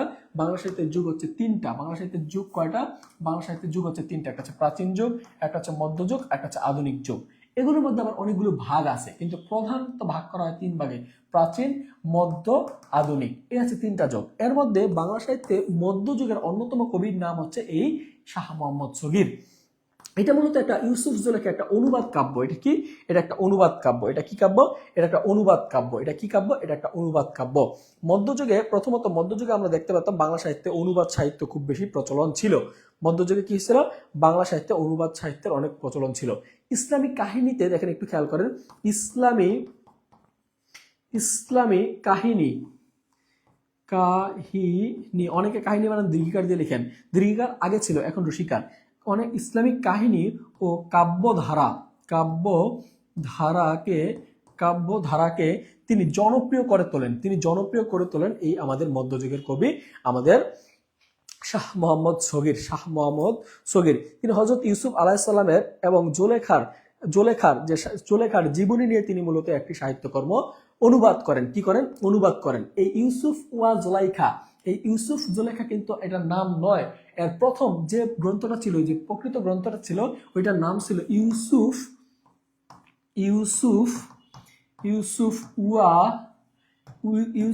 ওয়া জুলাইখা। এটা ছিল মূলত প্রকৃত গ্রন্থ। এই গ্রন্থটি রচনা হয়েছিল আরবি ভাষায়। কি ভাষায়? আরবি ভাষায়। এটা মূলত আরবি ভাষায় রচিত একটি গ্রন্থ। এই গ্রন্থটাকে পরবর্তীতে শাহ মোহাম্মদ সগীর বাংলা ভাষায় অনুবাদ করেন। বাংলা ভাষায় কি করেন? অনুবাদ করেন। বাংলা ভাষায় অনুবাদ করে নাম দেন ইউসুফ জুলাইখা। নাম দেন কি? ইউসুফ জুলাইখা। বাংলা কাব্যের সার্থকভাবে এটি রূপ দিয়েছিলেন আমাদের এই কবি। তাহলে এটা কি? এই ইউসুফ ওয়া জুলাইখা এটা কিন্তু একটা কাব্য। এটা কি? এটা একটা কাব্য। আমরা জানি মধ্যযুগে মূলত কাব্যই ছিল, আমাদের প্রাচীন যুগে মধ্যযুগে মূলত কাব্য ছিল, আধুনিক যুগে এসে উপন্যাসে শুরু হয়। তাহলে ইউসুফ জুলেখা কোন ধরনের রচনা? এটা একটা কাব্য। ইউসুফ জুলেখা কোন ভাষা থেকে অনুদিত হয়েছে? আরবি ভাষা থেকে অনুদিত হয়েছে। ইউসুফ ওয়া জুলাইখার লেখককে শাহ মোহাম্মদ সগীর। এটা ইউসুফ জুলেখার লেখককে শাহ মোহাম্মদ সগীর। তার বাড়ি কই? তার বাড়ি হচ্ছে চট্টগ্রামে। চট্টগ্রামে। তৎকালীন এটার নাম চট্টগ্রাম ছিল না, নাম ছিল চাটগাঁও। নাম ছিল কি? চট্টগ্রাম, বা লিখে রাখতে পারেন আপনারা অনেকে চাটগাঁও অঞ্চলে। চাটগাঁও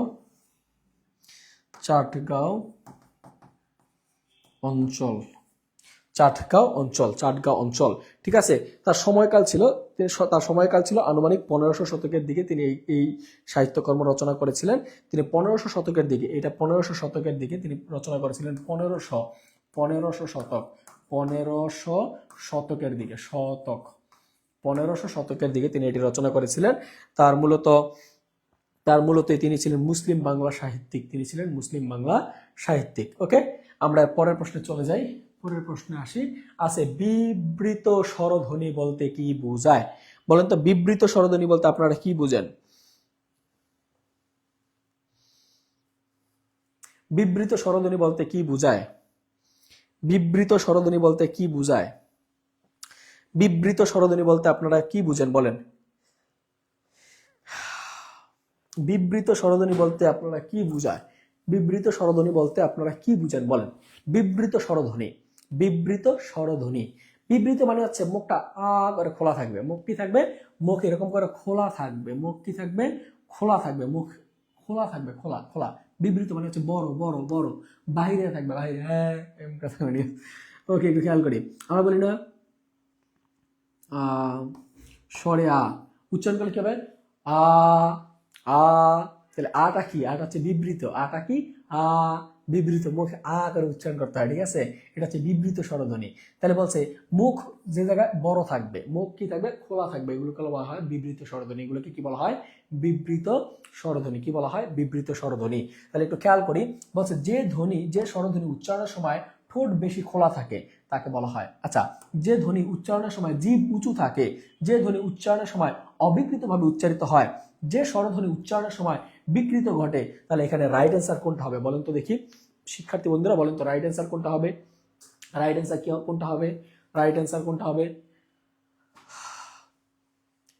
আল্লাহ, 17 নম্বর প্রশ্নের রাইট অ্যান্সার কি হবে? 17 নম্বর প্রশ্নের রাইট অ্যান্সার কি হবে বলেন তো দেখি? 17 নম্বর প্রশ্নের রাইট অ্যান্সার কি হবে? 17 নম্বর প্রশ্নের রাইট অ্যান্সার কি হবে? যদি ক্লাস ভালো লেগে থাকে সবাই কমেন্টে এসে আমার মতো করে এরকম করে লাভ রিয়েক্ট দেন। সবাই কমেন্টে এসে লাভ রিয়েক্ট দেন। যদি ক্লাসটা ভালো লাগে সবাই কমেন্টে এসে লাভ রিয়েক্ট দেন। সবাই ক্লাসটা যদি কন্টিনিউ করতে চান, ক্লাসে এসে সবাই একটু লাভ রিয়েক্ট দেন। ক্লাসটি যদি কন্টিনিউ হয় সবাই একটু লাভ রিয়েক্ট দেন। রাইট অ্যান্সার কি হবে? সোহেলস ইংলিশ কেয়ার থেকে লিখেছে ক ক ক ক ক ক ক ক ক ক। যারা ক্লাসটি যারা বুঝতেছেন সবাই একটু কমেন্টে এসে লাভ রিয়েক্ট কমেন্ট করেন। এই যে আমি কমেন্ট করেছি, আমি রাশিদুল ইসলাম কমেন্ট করেছি। রাইট অ্যান্সার কি হবে? রাইট অ্যান্সার ক। রাইট অ্যান্সার কি? ক। তার মানে রাইট অ্যান্সার কি বলছে যে স্বরধ্বনি উচ্চারণের সময় ঠোঁট কি থাকবে? বেশি খোলা থাকে। ঠোঁট কি থাকে? বেশি খোলা থাকে। ঠোঁট কি থাকে? বেশি খোলা থাকে। তাকে কি বলে? তাকে বলে তাকে বলে তাকে বলে সংবৃত। তাকে কি বলে? সংবৃত। সংবৃত। Okay fine. রাইট অ্যান্সার কি হবে? সংবৃত। তাহলে রাইট অ্যান্সার অপশন ক। ওকে বলছে সকলের তরে সকলে আমরা প্রত্যেকে আমরা পরের তরে। সকলের তরে সকলে আমরা প্রত্যেকে আমরা পরের তরে। এটা কার লেখা? এটা সরি এটা কোন কবিতার? এখানে বলছে সকলে আমরা সকলের তরে প্রত্যেকে আমরা পরের তরে। কোন কবিতার অংশ এটা? এটা আপনারা বলেন কোন কবিতার অংশ? সকলের তরে সকলে আমরা প্রত্যেকে আমরা পরের তরে। এটা কোন? নতুন কিছু শেখান স্যার, তার সাথে পুরাতন রিভিশন নেন। ওকে ওকে স্যার 5 নাম্বার 14 নাম্বারটা একটু দেখায়েন। আচ্ছা দেখাবো, সমস্যা নেই। 5 14 দিলাম। সাইফুল ইসলাম লিখেছে দিলাম। ওকে শ্রাবণী লিখেছে, শ্রাবণী সিদ্দিকা অনেকগুলো লাভ ব্রেক দিয়েছে, থ্যাংক ইউ। নীলা রাব্বি লিখেছে অপশন ক। কাগজের নৌকা একটা লাভ ব্রেক দিছে, খুব কষ্ট পাইলাম। ওকে যাই হোক দিছে। তৃষা রয় লাভ ব্রেক দিছে, থ্যাংক ইউ। পাথরে কবিতার নাম কি? ক্লাস ঠিক আছে, বোঝানোর স্টাইলও ভালো, কিন্তু একটা প্রশ্ন বোঝানোর পিছনে অনেকক্ষণ সময় নেয়। হ্যাঁ, একটা প্রশ্ন বোঝানোর পিছনে অনেকক্ষণ সময়, ব্যাখ্যা বিশ্লেষণ করতে গেলে সময় লাগবে। যদি বলেন জাস্ট প্রশ্ন উত্তর তাহলে আরো সময় কম হবে। ঠিক আছে, রাইট অ্যান্সার কি হবে? রাইট অ্যান্সার কি হবে? ওকে আসি। এই কবিতাটা মূলত কার? এই কবিতাটা মূলত হচ্ছে আমাদের কামিনী রায়ের। কবিতাটা কার? কবিতাটা হচ্ছে কামিনী রায়ের। সবাই একটু খেয়াল করি, কবিতাটা কার বলেন তো দেখি। কবিতাটা কার? সকলের তরে সকলে আমরা প্রত্যেকে আমরা পরের তরে।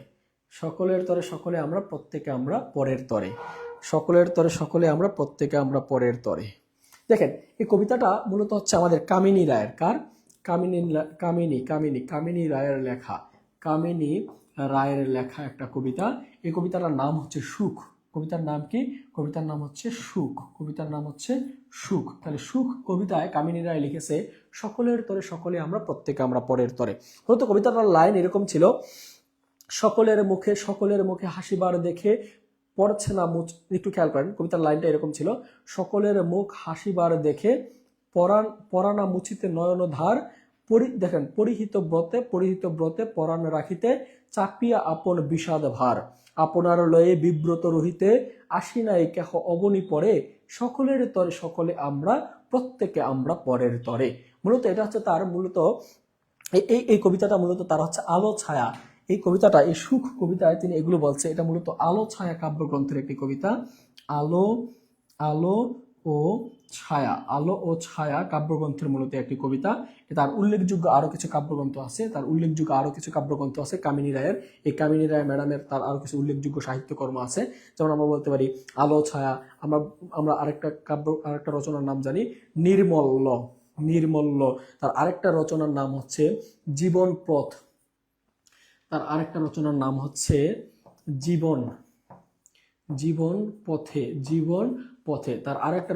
হচ্ছে মাল্য ও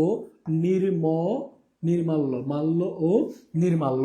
তাহলে একটু খেয়াল করেন, মাল্য ও নির্মাল্য এগুলো হচ্ছে কামিনী রায়ের বিখ্যাত রচনা। মাল্য ও নির্মাল্য, জীবন পথে। তাহলে একটু খেয়াল করি, আলো ছায়া, নির্মাল্য, জীবন পথে, মাল্য ও নির্মাল্য এগুলো হচ্ছে তার বিখ্যাত রচনা। তাহলে এটা কি হবে? এটা হবে সুখ। আরেকটা জায়গায় এই লাইনটা আছে, প্রত্যেকে দেখেন এই লাইনটা আরেকটা জায়গায় আছে, সকলের তরে সকলে আমরা প্রত্যেকে আমরা পরের তরে। এই লাইনটা আরেকটা জায়গায় পাবেন, সেটা হবে নজরুলের মানুষ কবিতায়। এই লাইনটা আবার পাবেন নজরুলের মানুষ কবিতায়। যেহেতু আমাদের এখানে মানুষ কবিতা নাই, তার মানে এটা হবে না। মানুষ কবিতা যেহেতু এখানে নাই, তার মানে এটা হবে না। কিন্তু এটা মানুষ কবিতায় কিন্তু এই লাইনটা আছে। দেখছেন অবস্থা?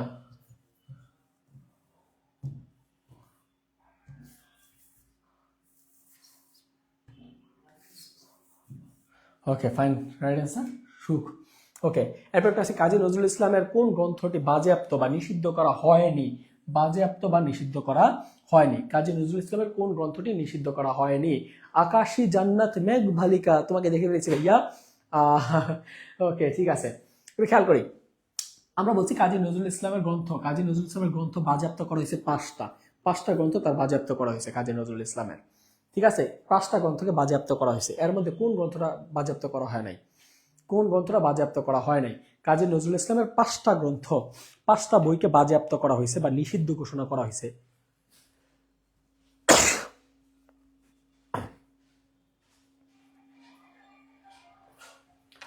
কাজী নজরুল ইসলামের 5টা গ্রন্থকে নিষিদ্ধ করা হয়েছে, তার মধ্যে কোন গ্রন্থটি এখানে নিষিদ্ধ করা হয়নি?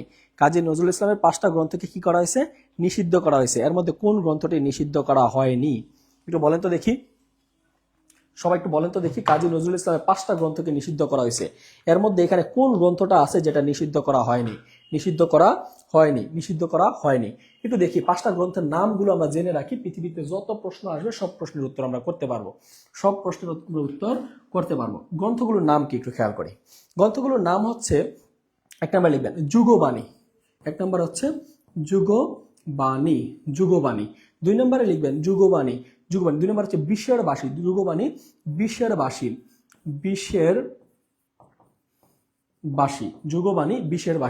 3 নম্বরে লিখবেন ভাঙার গান, ভাঙার গান, যুগবাণী বিষের বাসী ভাঙার গান, তারপর লিখবেন ভাঙার গান গাইতে গিয়ে, প্রলয় শিখা,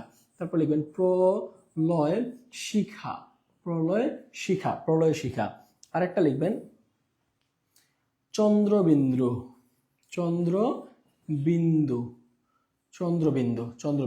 তাহলে দেখেন আমাদের এই 5টা গ্রন্থ হচ্ছে রবীন্দ্রনাথ ঠাকুরের নিষিদ্ধ গ্রন্থ বা বাজেয়াপ্ত গ্রন্থ, বাজেয়াপ্ত 5টা গ্রন্থ, এই হচ্ছে বাজেয়াপ্ত 5টা গ্রন্থ, যুগবাণী, বিষের বাসী, ভাঙার গান, প্রলয় শিখা, চন্দ্রবিন্দু। এগুলো মনে রাখবেন কিভাবে? মনে রাখার টেকনিক হচ্ছে যুগবাণী বিষের বাসী দিয়ে ভাঙার গান গাইতে গিয়ে প্রলয় শিখার ভয়ে চন্দ্রবিন্দুর কাছে আশ্রয় নেয়। তাহলে আমার মনে রাখার টেকনিক কি?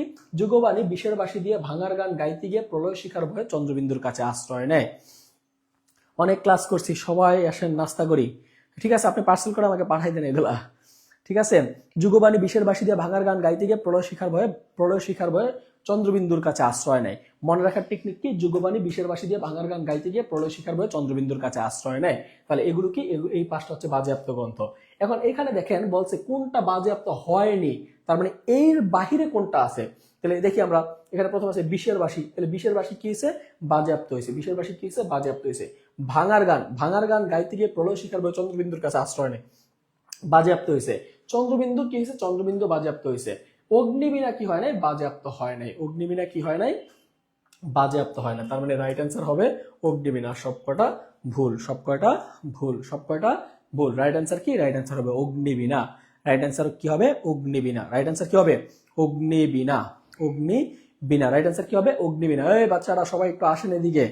আপনার বড় বাচ্চারা এরকম করে, ছোট বাচ্চারা দুষ্টামি ফাজলামি করে ক্লাসে, আপনার বড় হচ্ছেন না, বড় এরকম করে। খেয়াল করি, জসীমউদ্দীনের কবর কবিতাটি কোন কাব্যগ্রন্থের অন্তর্ভুক্ত?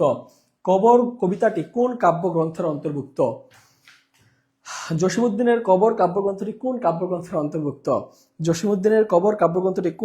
একটু খেয়াল করেন, জসীমউদ্দীনের কবর কবিতাটি কোন কাব্যগ্রন্থের অন্তর্ভুক্ত? ওইখানে তোর দাদির কবর ডালিম গাছের তলে, 20 বছর বিজয় রাখিলাম 2 নয়নের জলে। তাহলে একটু খেয়াল করেন, কবর কবিতাটি কোন কাব্যগ্রন্থের অন্তর্ভুক্ত? জসীমউদ্দীন সাহেব কিন্তু একটা প্রশ্ন আসছে জসীমউদ্দীন থেকে, এই ঢাকা বিশ্ববিদ্যালয়ের একটা প্রশ্ন আসছে, এই প্রশ্নটা চাকরির পরীক্ষা আসতে পারে, যে নিচের কোন কবি ঢাকা বিশ্ববিদ্যালয়ের শিক্ষক ছিলেন? আজকে পরীক্ষা প্রশ্নটা আসছে, নিচের কোন কবি ঢাকা বিশ্ববিদ্যালয়ের শিক্ষক ছিলেন? এই জসীমউদ্দীন সাহেব কিন্তু ঢাকা বিশ্ববিদ্যালয়ের শিক্ষক ছিলেন। ঠিক আছে, একটু খেয়াল করি, এই যে কবর কবিতাটি, এই কবিতাটা নিয়ে অনেক লেখালেখি হয়। কবর নাটককার বলেন তো দেখি, কবর নাটককার? স্যার আমরা বাচ্চাদের মা। তাহলে বাচ্চাদের মারা ক্লাসে দুষ্টামি করবে কেন? বাচ্চাদেরকে পাঠিয়ে দেন ক্লাসে দুষ্টামি করার জন্য। বাচ্চার মারা কি দুষ্টামি করে না?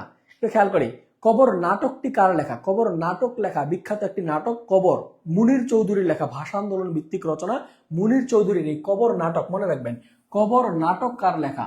কবর নাটক লেখা হচ্ছে মুনির চৌধুরী। ভাষা আন্দোলন ভিত্তিক লেখা মুনির চৌধুরী কবর নাটক। আর বিখ্যাত এই কবর কবিতাটি মূলত বিখ্যাত কেন হয়েছে? বিখ্যাত হয়েছে মূলত তিনি যখন কলেজে পড়ে তখন ইন্টারমিডিয়েটে এই কবর কবিতাটি পাঠ্য বইতে অন্তর্ভুক্ত ছিল বা সিলেবাসভুক্ত ছিল। এই বিখ্যাত কবিতাটি প্রকাশিত হয় রাখালি কাব্যগ্রন্থে। রাখালি রাখালি রাখালি রাখালি বলেন তো দেখি, রাখালি রাখালি রাখালি কাব্য গ্রন্থে। তাহলে এই কবিতাটা কোথায় রচনা হয়েছে? এই কবিতাটা প্রথম প্রকাশিত হয় রাখালি কাব্যগ্রন্থে। স্যার আমরা বাচ্চা, হ্যাঁ আপনারা বড় বাচ্চা, আপনারা ক্লাসে খুব দুষ্টামি করেন, বড় বাচ্চা আপনারা। ওকে, তাহলে আমরা আসি। বিখ্যাত কবর নাটকটি হচ্ছে মুনির চৌধুরীর, আর বিখ্যাত কবর কবিতাটি হচ্ছে আমাদের জসিম উদ্দিন সাহেবের। এখানে জসিম উদ্দিন বানানটা একটু কারেকশন আছে, উদ্দিন, ঠিক আছে, উদ্দিন, দুইটা দ স্পেস হবে, হ্যাঁ এটা আমরা অনেকেই খেয়াল করি না। জসিম উদ্দিন বানানটা সবসময় খেয়াল রাখবেন।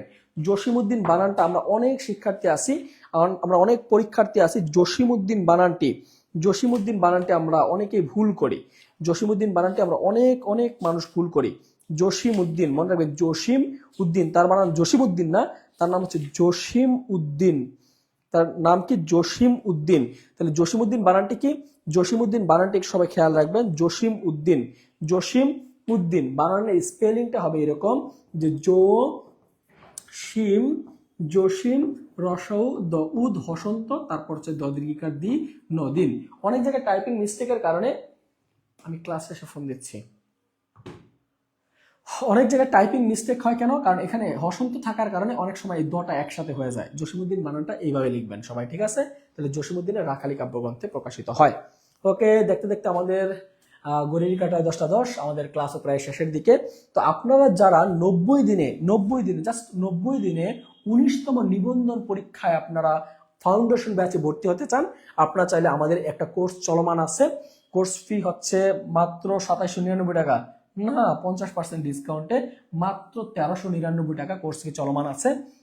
আগামী 90 দিনে যারা 19তম নিবন্ধন পরীক্ষা আপনারা ফাউন্ডেশন ব্যাচে ভর্তি হতে চান, আপনাদের জন্য 5 জন আমরা 5 জন শিক্ষক, আমি বাংলার জন্য আমি আছি, ম্যাথের জন্য আপনাদের সামিম স্যার আছেন, ইংরেজির জন্য আপনাদের জনপ্রিয় শিক্ষক, আপনাদের পছন্দের আইকন পার্সন আমাদের আবিদুর স্যার আছেন, জিকের জন্য নাসির স্যার আছেন, এবং আপনাদের সায়েন্সের যে সাবজেক্টগুলো পড়ে আমাদের অপু শাহ স্যার কিন্তু আপনাদের সাথে আছেন। আমরা 5 জন শিক্ষক আপনাকে দায়িত্ব নিয়ে পড়াবো, আপনাকে 80টা ক্লাস নেব। আপনার মোট 80টা ক্লাস এবং 40টি এক্সামের এই মোট 80টা ক্লাস আর 40টা এক্সাম, সাথে 5টি বিষয়ভিত্তিক ফ্রি লেকচার বুক কিন্তু আপনারা হার্ড কপি কুরিয়ারে বসে বাসায় বসে পেয়ে যাবেন। তো আপনারা যারা ঘরে বসে প্রস্তুতি নিতে চান, আপনাদের জন্য একটা বিশাল ছাড়ে কিন্তু এই মুহূর্তে ভর্তি চলছে। কোর্স ফি মাত্র 1399 টাকা। যারা ভর্তি হতে চান, আমাদের এই স্ক্রিনে দেওয়া নাম্বারে বিকাশ, নগদ, রকেট, পার্সোনাল নাম্বার যে কোনো মাধ্যমে 1399 টাকা সেন্ড মানি করে কিন্তু আপনি ভর্তি হয়ে যেতে পারেন আমাদের এই কোর্সে। যারা ভর্তি হতে চান দ্রুত আমাদের পেজে ইনবক্স করেন যে ভর্তি হতে চাই আমাদের এই নিবন্ধন ফাউন্ডেশন ব্যাচে। যারা ভর্তি হতে চান সবাই একটু ঝটপট কমেন্ট করে জানাই, সবাই একটু কমেন্ট করি, সবাই দ্রুত একটু কমেন্ট করে জানাই, সবাই একটু দ্রুত কমেন্ট করে জানাই যে কারা কারা ভর্তি হতে চাই। দ্রুত একটু ইনবক্স করি, সবাই ইনবক্স করি, দ্রুত সবাই একটু ইনবক্স করি যে কারা কারা আমরা দেখি, কারা কারা আমরা ভর্তি হতে চাই, কারা কারা সবাই একটু কমেন্ট, সবাই একটু ইনবক্সে আমরা কারা কারা ভর্তি হতে চাই।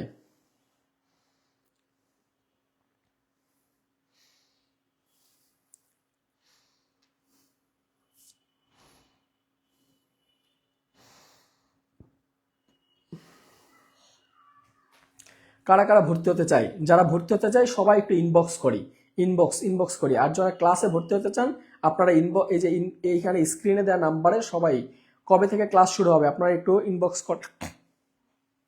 ইনবক্সে আসেন। এই মেয়েগুলার লজ্জা নাই, কে বলছে এগুলা? আচ্ছা যাই হোক, স্যার আজকের ক্লাসের পিডিএফ চাই, আজকের ক্লাসের পিডিএফ ইনশাল্লাহ আমরা রেগুলার ক্লাসগুলো নিব, ক্লাসগুলো করেন ইনশাল্লাহ পিডিএফ আপনাদেরকে দিয়ে দেওয়া হবে। 50% কিন্তু 1399 টাকা, কিছু কম হয় না স্যার? একটু ইনবক্স করেন, ইনবক্সে আসেন। যারা ভর্তি হতে চান সবাই একটু ইনবক্সে আসেন।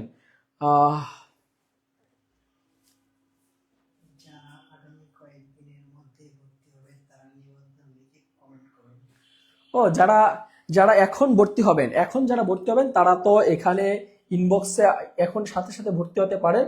আর যারা আগামী 7 দিনের মধ্যে ভর্তি হওয়ার প্ল্যান আছে, 7 দিনের মধ্যে ভর্তি হবেন, তারা নিবন্ধন লিখে, এই যে নিবন্ধন লিখে ইনবক্স করেন, যারা আগামী 7 দিনের মধ্যে ভর্তি হবেন বলে ভাবছেন তারা নিবন্ধন লিখে দ্রুত ইনবক্স করেন। কারা কারা ভর্তি হতে চান সবাই একটু ইনবক্স করেন। কারা কারা ভর্তি হতে চান কমেন্ট করেন, দ্রুত একটু কমেন্ট করেন কারা কারা ভর্তি হতে চান। আমাদের এই নিবন্ধন ব্যাচে কিন্তু ভর্তি চলছে। যারা এখন ভর্তি হতে চান ইনশাল্লাহ আপনারা এই স্ক্রিনে দেওয়া নাম্বারে আপনার টাকা পাঠিয়ে 1399 টাকা পাঠিয়ে আপনারা কিন্তু ভর্তি হয়ে যেতে পারেন। ভর্তি হলেই আপনার ঠিকানায় কিন্তু 5টি আমাদের বিষয়ভিত্তিক লেকচার বোর্ড লেকচার বুকের হার্ড কপি কুরিয়ারে, সুন্দরবন কুরিয়ারের মাধ্যমে আপনার ঠিকানা পাঠিয়ে দেওয়া হবে। আপনারা ক্লাস পাবেন 80টা মোট লাইভ ক্লাস এবং 40টি লাইভ এক্সাম কিন্তু পাচ্ছেন আমাদের এই ব্যাচটিতে। যারা ভর্তি হতে চান বিকাশ নগদ রকেটের মাধ্যমে এই নাম্বারে আপনার টাকা পাঠিয়ে ভর্তি হয়ে যেতে পারেন এবং আমাদের ক্লাসগুলো হবে প্রাইভেট সিক্রেট গ্রুপে। আর যারা এখন ভাবতেছেন যে এখন ক্লাস ভর্তি হতে পারবো না, আমি 7 দিনের মধ্যে ভর্তি হব, তারা নিবন্ধন লিখে দ্রুত কমেন্ট করেন। ওকে শিক্ষার্থী বন্ধুরা, সবাই একটু ঝটপট কমেন্ট করেন। স্যার যাইয়েন না, আর একটু থাকেন, দেখি কি দেখবেন।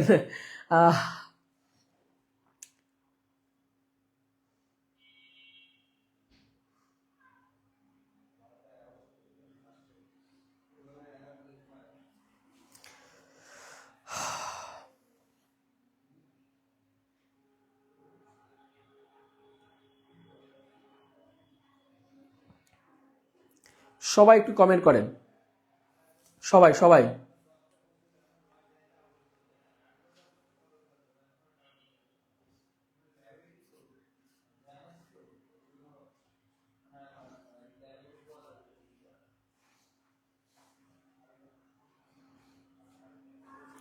কারা কারা আমাদের এই ব্যাচটিতে ভর্তি হতে চান, সবাই যারা ভর্তি হতে চান তারা একটু নিবন্ধন লিখে কমেন্ট করেন।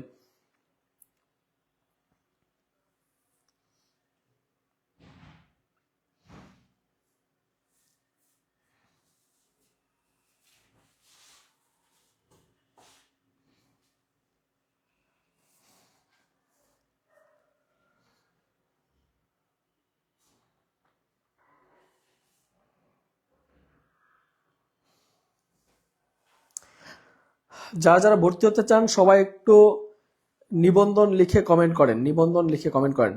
স্যার 14 নাম্বারটা আবার দেন। 14 নাম্বারটা কোনটা ভাইয়া? 14 নাম্বার হচ্ছে বাংলা বানানের নিয়ম থেকে মেবি আছে 14 নাম্বার, তাই তো? 14 এই যে এই দেখেন এখানে খেয়াল করেন, পশ্চাৎভূমি, রাইট আনসার হবে পশ্চাৎভূমি। কোন বানানটি সঠিক বা প্রমিত এটা বলা হয়েছিল। ওকে, তো যারা ভর্তি হতে চান স্ক্রিনে দেওয়া নাম্বারে যোগাযোগ করে এখনই ভর্তি হয়ে যান।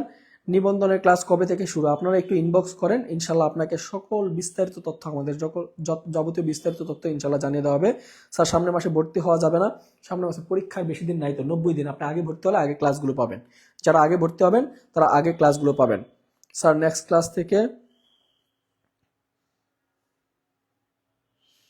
ক্লাস থেকে বোরখা পরে কি করছে? বোরকা পরে আইসেন, বজ্জাত মেয়েগুলোর নজর লাগছে। সি এগুলা কি বলে? আমি আপনাদের শিক্ষক না, এরকম বলতে হয়? স্যার পিডিএফ কিভাবে পাবো? নেক্সট ক্লাস থেকে আপনারা ক্লাস যদি 5টা গ্রুপে শেয়ার এবং 5 জন বন্ধুকে মেনশন দেন, ইনশাল্লাহ নেক্সট ক্লাস থেকে আপনারা পিডিএফ পেয়ে যাবেন। সবাই একটু যারা ভর্তি হতে চান, স্যার কি শ্যাম্পু ইউজ করেন? Silky hair. আমি এখন শ্যাম্পুর বিজ্ঞাপন দিতে আসছি ক্লাসে।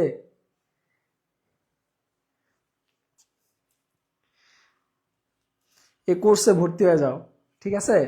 রেগুলার আমি ক্লাসগুলো নিব, বাংলা ক্লাসগুলো রেগুলার আমি নিব। কোর্সে ভর্তি হয়ে যাও, পেইড ব্যাচে তখন রেগুলার ক্লাস করতে পারবে।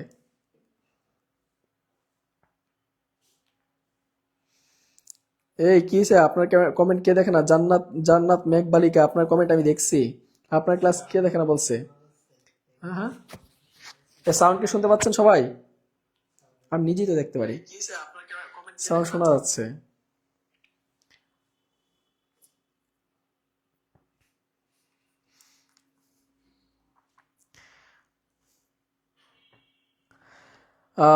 যারা আমাদের সাথে যুক্ত হয়েছেন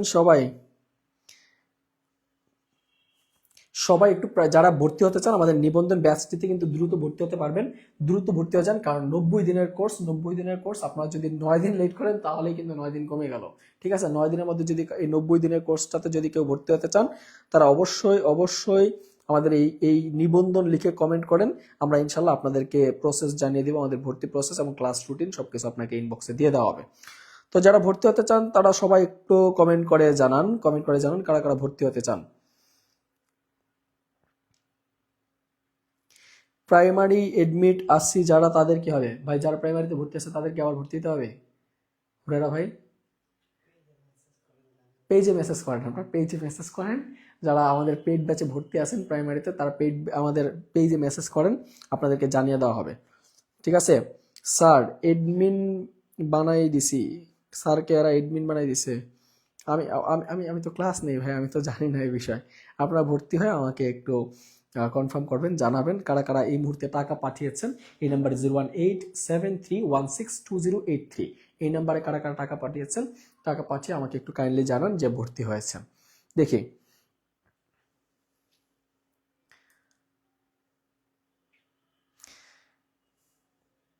আমার পিছনে পড়লে চাকরি হবে না বলছে, যেমন স্যারের পিছনে পড়ছে বাচ্চারা চাকরি মনে হয় খুব তাড়াতাড়ি হয়ে যাবে। এই কোর্সে ভর্তি হলে চাকরি হবে, ঠিক আছে, আমার পিছনে পড়লে চাকরি হবে না। যারা যারা ভর্তি হন নাই তারা ভর্তি হয়ে যান, কোর্সে ভর্তি হয়ে ক্লাসগুলো করেন, আমাদের লেকচার বুকগুলো ভালোভাবে পড়েন, আমরা যা পড়া দিই বাসায় একটু পড়েন, ইনশাল্লাহ এক্সামগুলো দেন, চাকরি হয়ে যাবে। চাকরি হলে তখন আমাকে একদিন দাওয়াত দিয়ে খাওয়ায়েন, সমস্যা নেই। Sound clear? আরুষি জান্নাত মেঘবালিকা, ভর্তি হয়ে যান, দ্রুত ভর্তি হয়ে যান। স্যার 2টা করে ফ্রি ক্লাস নেন স্যার, এটাই রিকোয়েস্ট। 2টা করে ফ্রি ক্লাস নিব, ইনশাল্লাহ ক্লাস নিব, ফ্রি ক্লাস নিব, রেগুলার ফ্রি ক্লাস নিব ইনশাল্লাহ, কোনো সমস্যা নাই।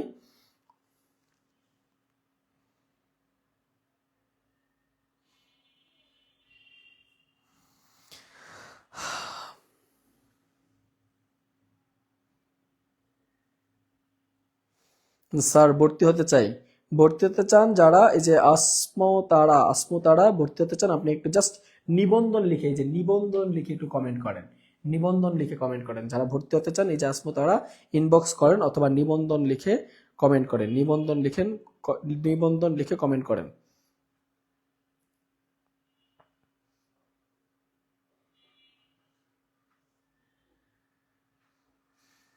দোয়া করি সুন্দরী ম্যাম পান, আমাদের দাওয়াত দেন স্যার।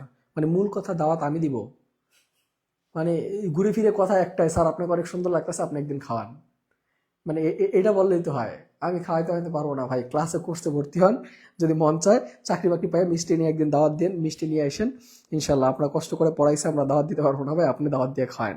জব হলে ইনশাল্লাহ আপনাকে ট্রিট দেবো। ওকে ঠিক আছে নাসরিন নাসরিন সুলতানা, থ্যাংক ইউ ভাইয়া, ইনশাল্লাহ আমি দাওয়াতের অপেক্ষায় রইলাম। মূলত আপনি চান্স পান, মানে আপনার চাকরি হোক এটার অপেক্ষা রইলাম, দাওয়াত তো পরের বিষয়। দাওয়াত ইনশাল্লাহ, চাকরি হলে ইনশাল্লাহ একদিন দাওয়াত হবে, বেতন পাবেন মেলা টাকা। ঠিক আছে, ওকে সবাই ভালো থাকেন, সুস্থ থাকেন, সবার জন্য অনেক অনেক শুভকামনা রইল। যাচ্ছি মানে যাচ্ছি না, আবারও দেখা হবে পরবর্তী ক্লাসে, সে পর্যন্ত ভালো থাকবেন, সুস্থ থাকবেন, সবার জন্য অনেক অনেক শুভকামনা। ইনশাল্লাহ ভালোভাবে প্রস্তুতি নেন, আপনাদের প্রস্তুতিতে সাথে থাকতে পেরে নিজেকে অনেক আনন্দিত মনে করছি। ভালো থাকবেন, শুভরাত্রি, আল্লাহ হাফেজ।